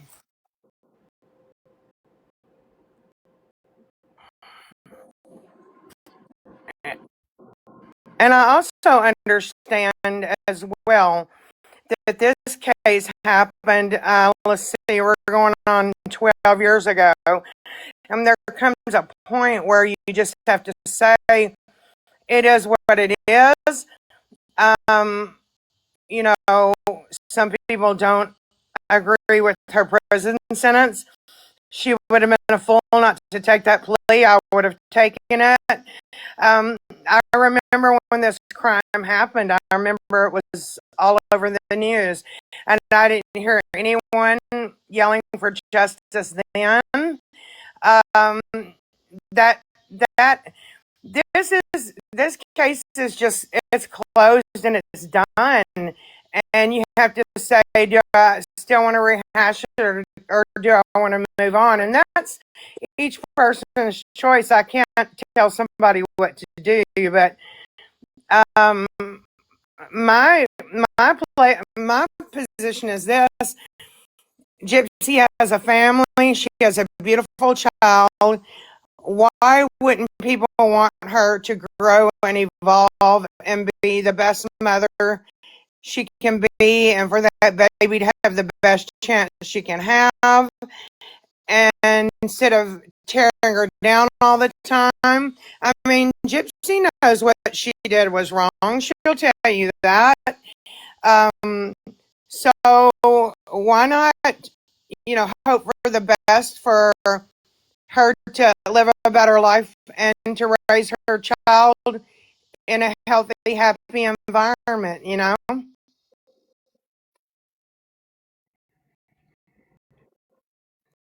I get that. I get what you're saying, Sheena. And this is actually the second time I think I've been on the panel with you. But I'm just, from my perspective, this is what my justice for Dee Dee, because I've heard you ask that before on what is justice for Dee Dee.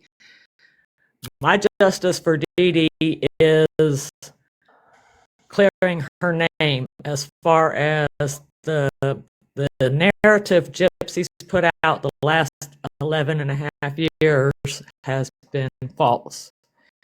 And I can prove it's been false. And just with her words, I can use her words against her. And I'm pretty much doing that as I put my videos out. And that's my problem with her. It's not necessarily her prison sentence. I mean, in my very last video that I titled "I Marched to My Own Drummer," I said I don't have a problem with Mike. Mike did his job as a public defender, a defense attorney. He did his job. His job was to get his client the best deal possible, and that's what he did. And so I don't have a problem with him. I have a problem with the prosecutor. That's who I have a problem with, because he just judged the book by the cover and never flipped through the pages. But that's a whole other issue. And see, I'm not a Missourian, so that's a state issue, and that would be up to the people that live there and vote. They need to take care of that. I can't really do that for them.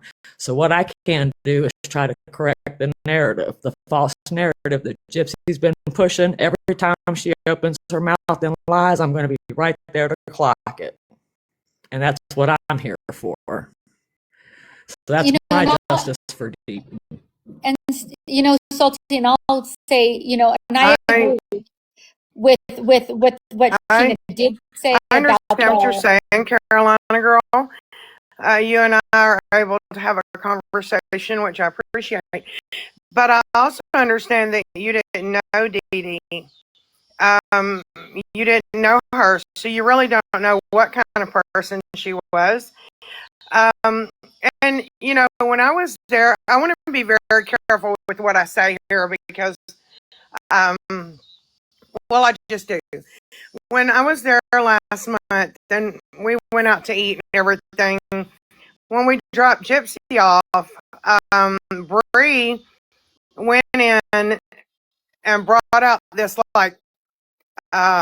banker's box of records and stuff.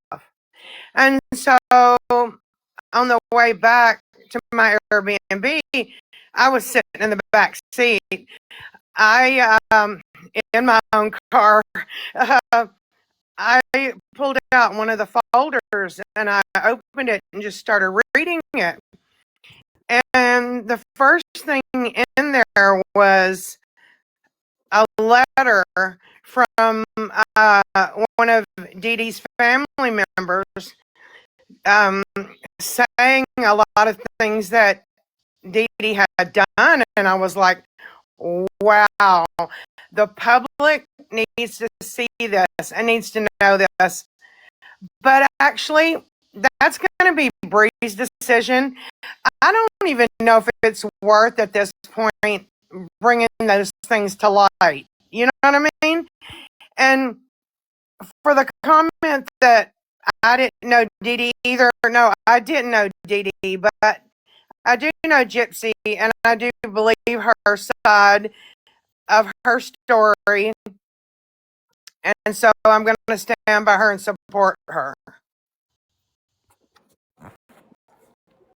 And I think we all could agree that if we were given a plea deal, we probably all would take that plea deal too, because I know I sure the hell would. But again, I wouldn't commit murder, so there wouldn't be a plea deal to worry about. However, I'm just saying, I think we all would take a plea deal at that point.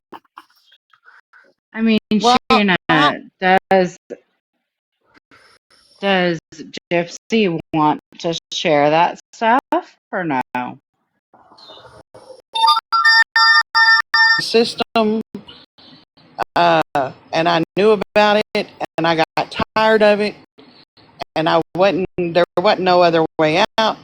She come out with, my mom forced me to be in a wheelchair. I just can't figure out how a child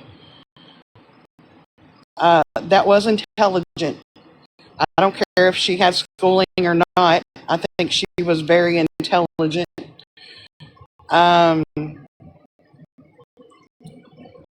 would you can force them to play the role and never deviate from the role unwillingly. And I think had she came out and been 100 and said all this stuff from the jump, I would look at her a little different, but she pretended to be a disabled child of her own accord. She never broke the role and did it willingly and denies that to this day.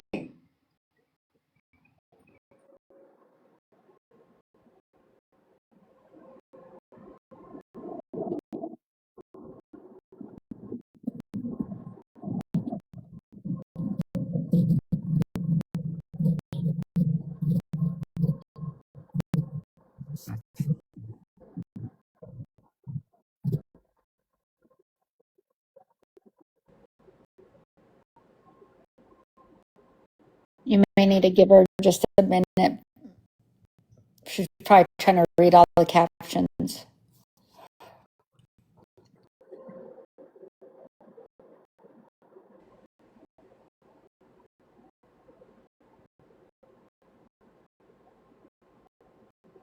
Yeah, I am reading them. Here's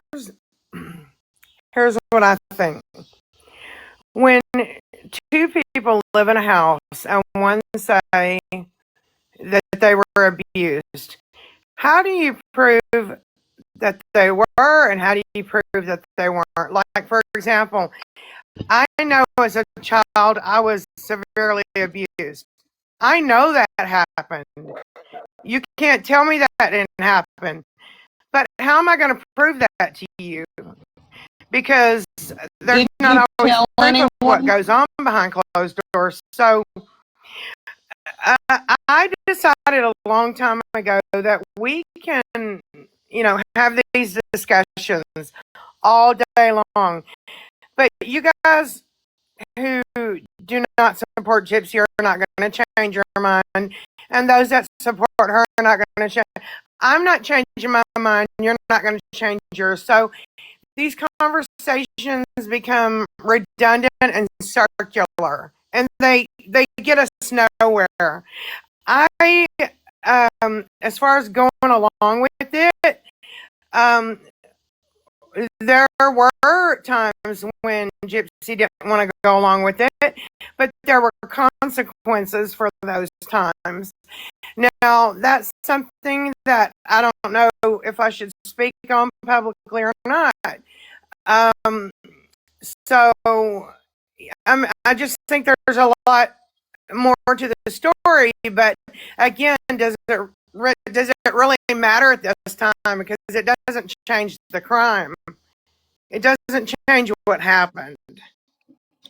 When you were abused as a child, did you tell anyone, a boyfriend, an aunt, an uncle, a teacher, anybody?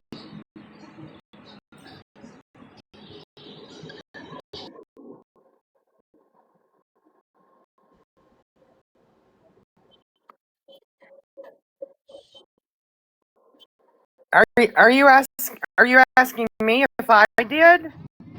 Yes, I know I did as a child, and it got nowhere. No, because I thought every other kid lived like that too. I didn't realize that wasn't normal. That was my normal. So I didn't realize that was wrong until I got to be older.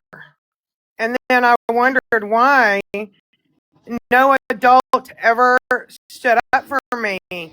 And it's one of the reasons that I stand for kids, because they're innocent and they need a voice. And if I need to be that voice, I can do that. I don't have a problem with that. But no, shit.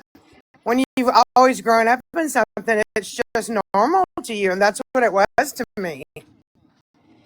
I mean, I wish Gypsy all the best today life has to offer. I just wish she didn't make everything sound like she was so innocent and didn't know, and things that when we read the FOIAs and we read the documents and we read these things and think there's no way this person did not know. And she wants people to believe it that she didn't know. And that again is her story. And like you said, nothing's going to change from it. But I appreciate you talking without yelling and putting in your aspect.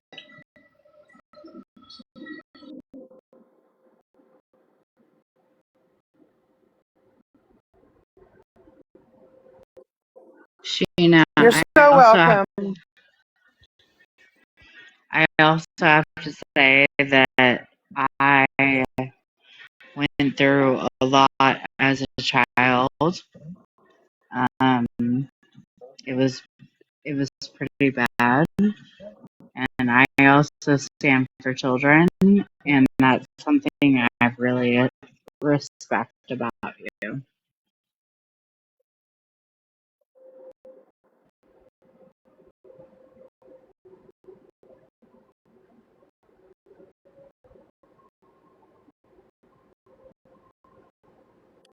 And I just wanted to say real quick to you, Thank you. I appreciate that. Yeah, I just wanted to say real quick to you, Sheena, thank you for speaking with me, because I know you don't like talking about Gypsy, but I just wanted you to know where I stood. I've heard you say before or ask, what is justice for Dee Dee exactly? So I just wanted you to know where I stood for my justice for Dee Dee, and that's the only reason why I brought that up. So I appreciate you speaking with me.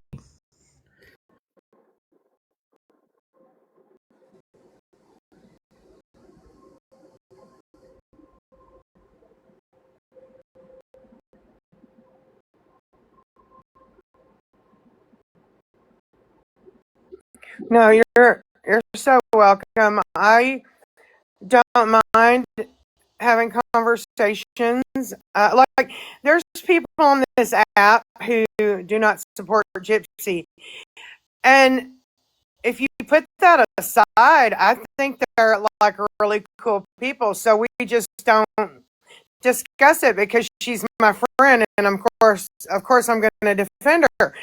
So I've gotten to know them and things about their life, and they have about me, and we just don't talk about Gypsy.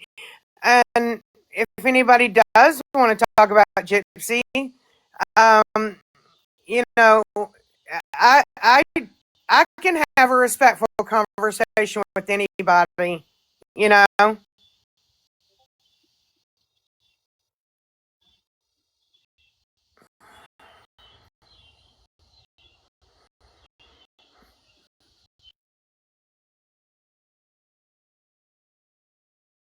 And that's what I've learned about you in the last 2.5 years.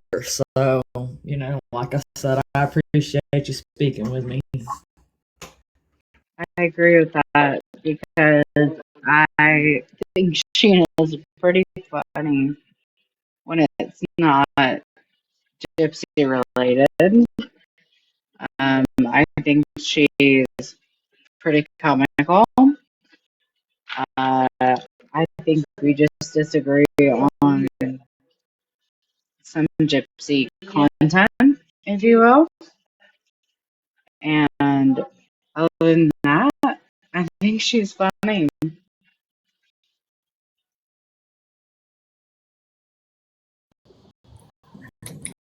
I'm I'm just glad that I got through it without telling anybody to shut up because like last week I just had this impulse to call people buttholes like for no reason.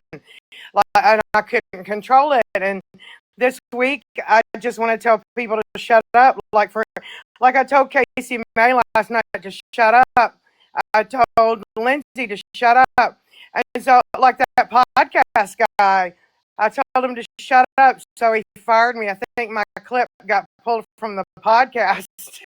So I got through it without telling anybody to shut up.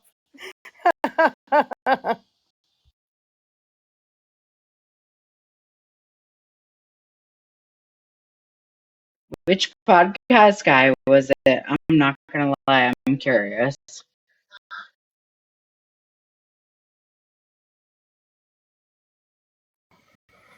This new podcast that's coming up, like they interviewed Bree and Fancy and some other people, but like I told the guy to shut up like 3 times. He was like, "Okay, that's it," and he pulled my clip. So I'm not going to get to be in the podcast.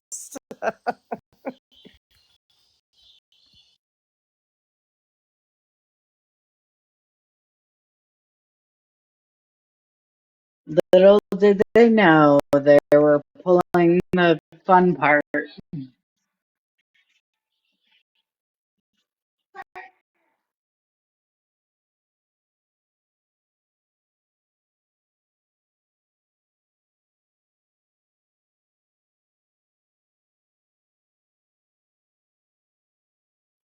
But I will say, Sheena, that I do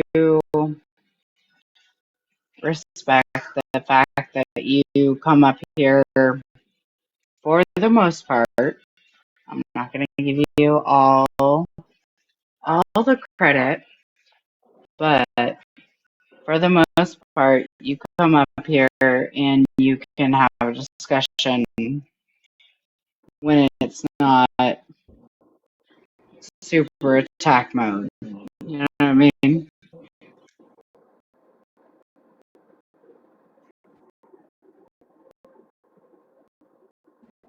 Yeah, yeah. Um, I'm struggling right now with being completely deaf, so um, I can't even hear myself if I'm yelling and I don't like to sit there and yell with people, but I also feel like I'm not going to sit here and be your punk bitch while you yell at me either. You know what I mean? So I would rather just have a normal civil conversation because once you start yelling, like nobody hears you anymore. Everything stops. And I think as adults, there's no reason why we can't have conversations even if we don't agree.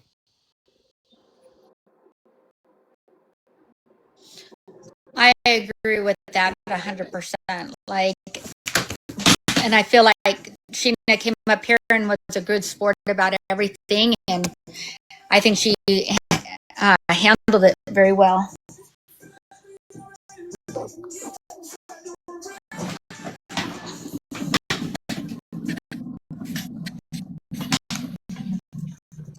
Sorry, my thing fell.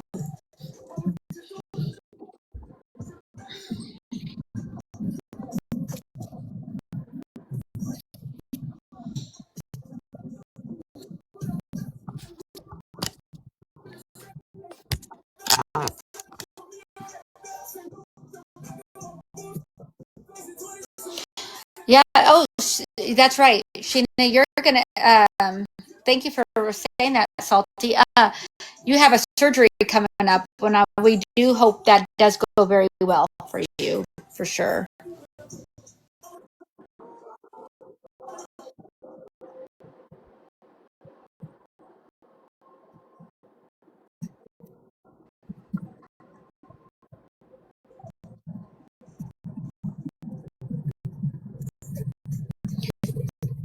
Oh, is Mimi live right now? What? She is? Y'all aren't listening to me. I thought I've been checking and Mimi wasn't live a few minutes ago.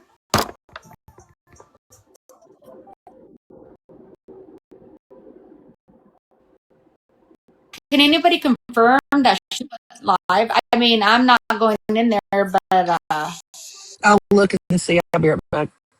thank you. Someone just said that in the chat that we weren't listening. I'm gonna go.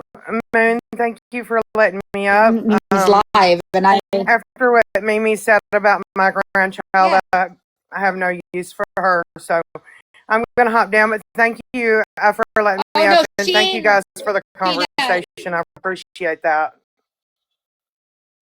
Yeah, no, she's not coming in here for sure. Just so you know that we're not going in there, and she ain't coming in here.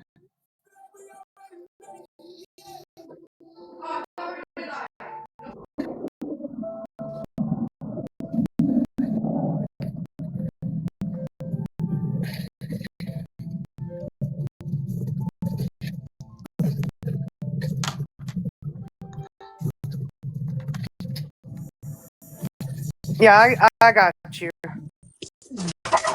She's not live. Okay.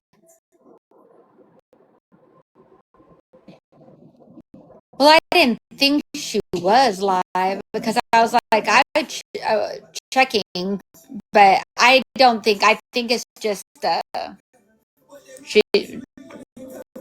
Yeah, Mimi has issues.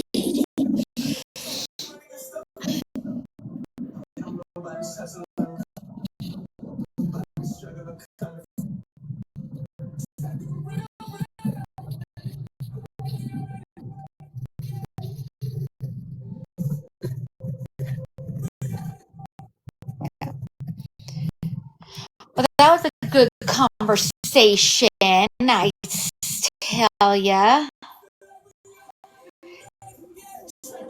Now all we need is the Black Dahlia to be solved.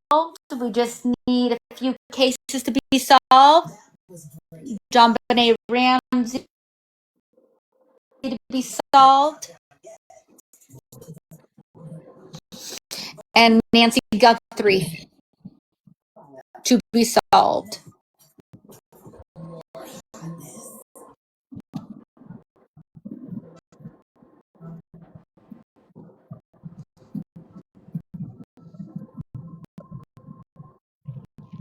I'm held down just because I'm hanging out with my kids, but I love y'all, and I'll talk to you later.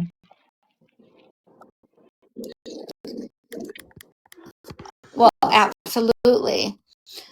Well, I'm going to go ahead and I'm going to end my live because I've been live for a few hours now. And I got to get ready for work tomorrow and take a shower. But I appreciate everybody coming in.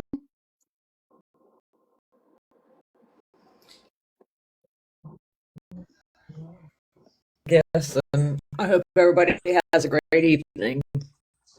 Yes, thank you everybody for the gifts and thank you I Moon, hope for so having me. Yes, thank you. Yeah.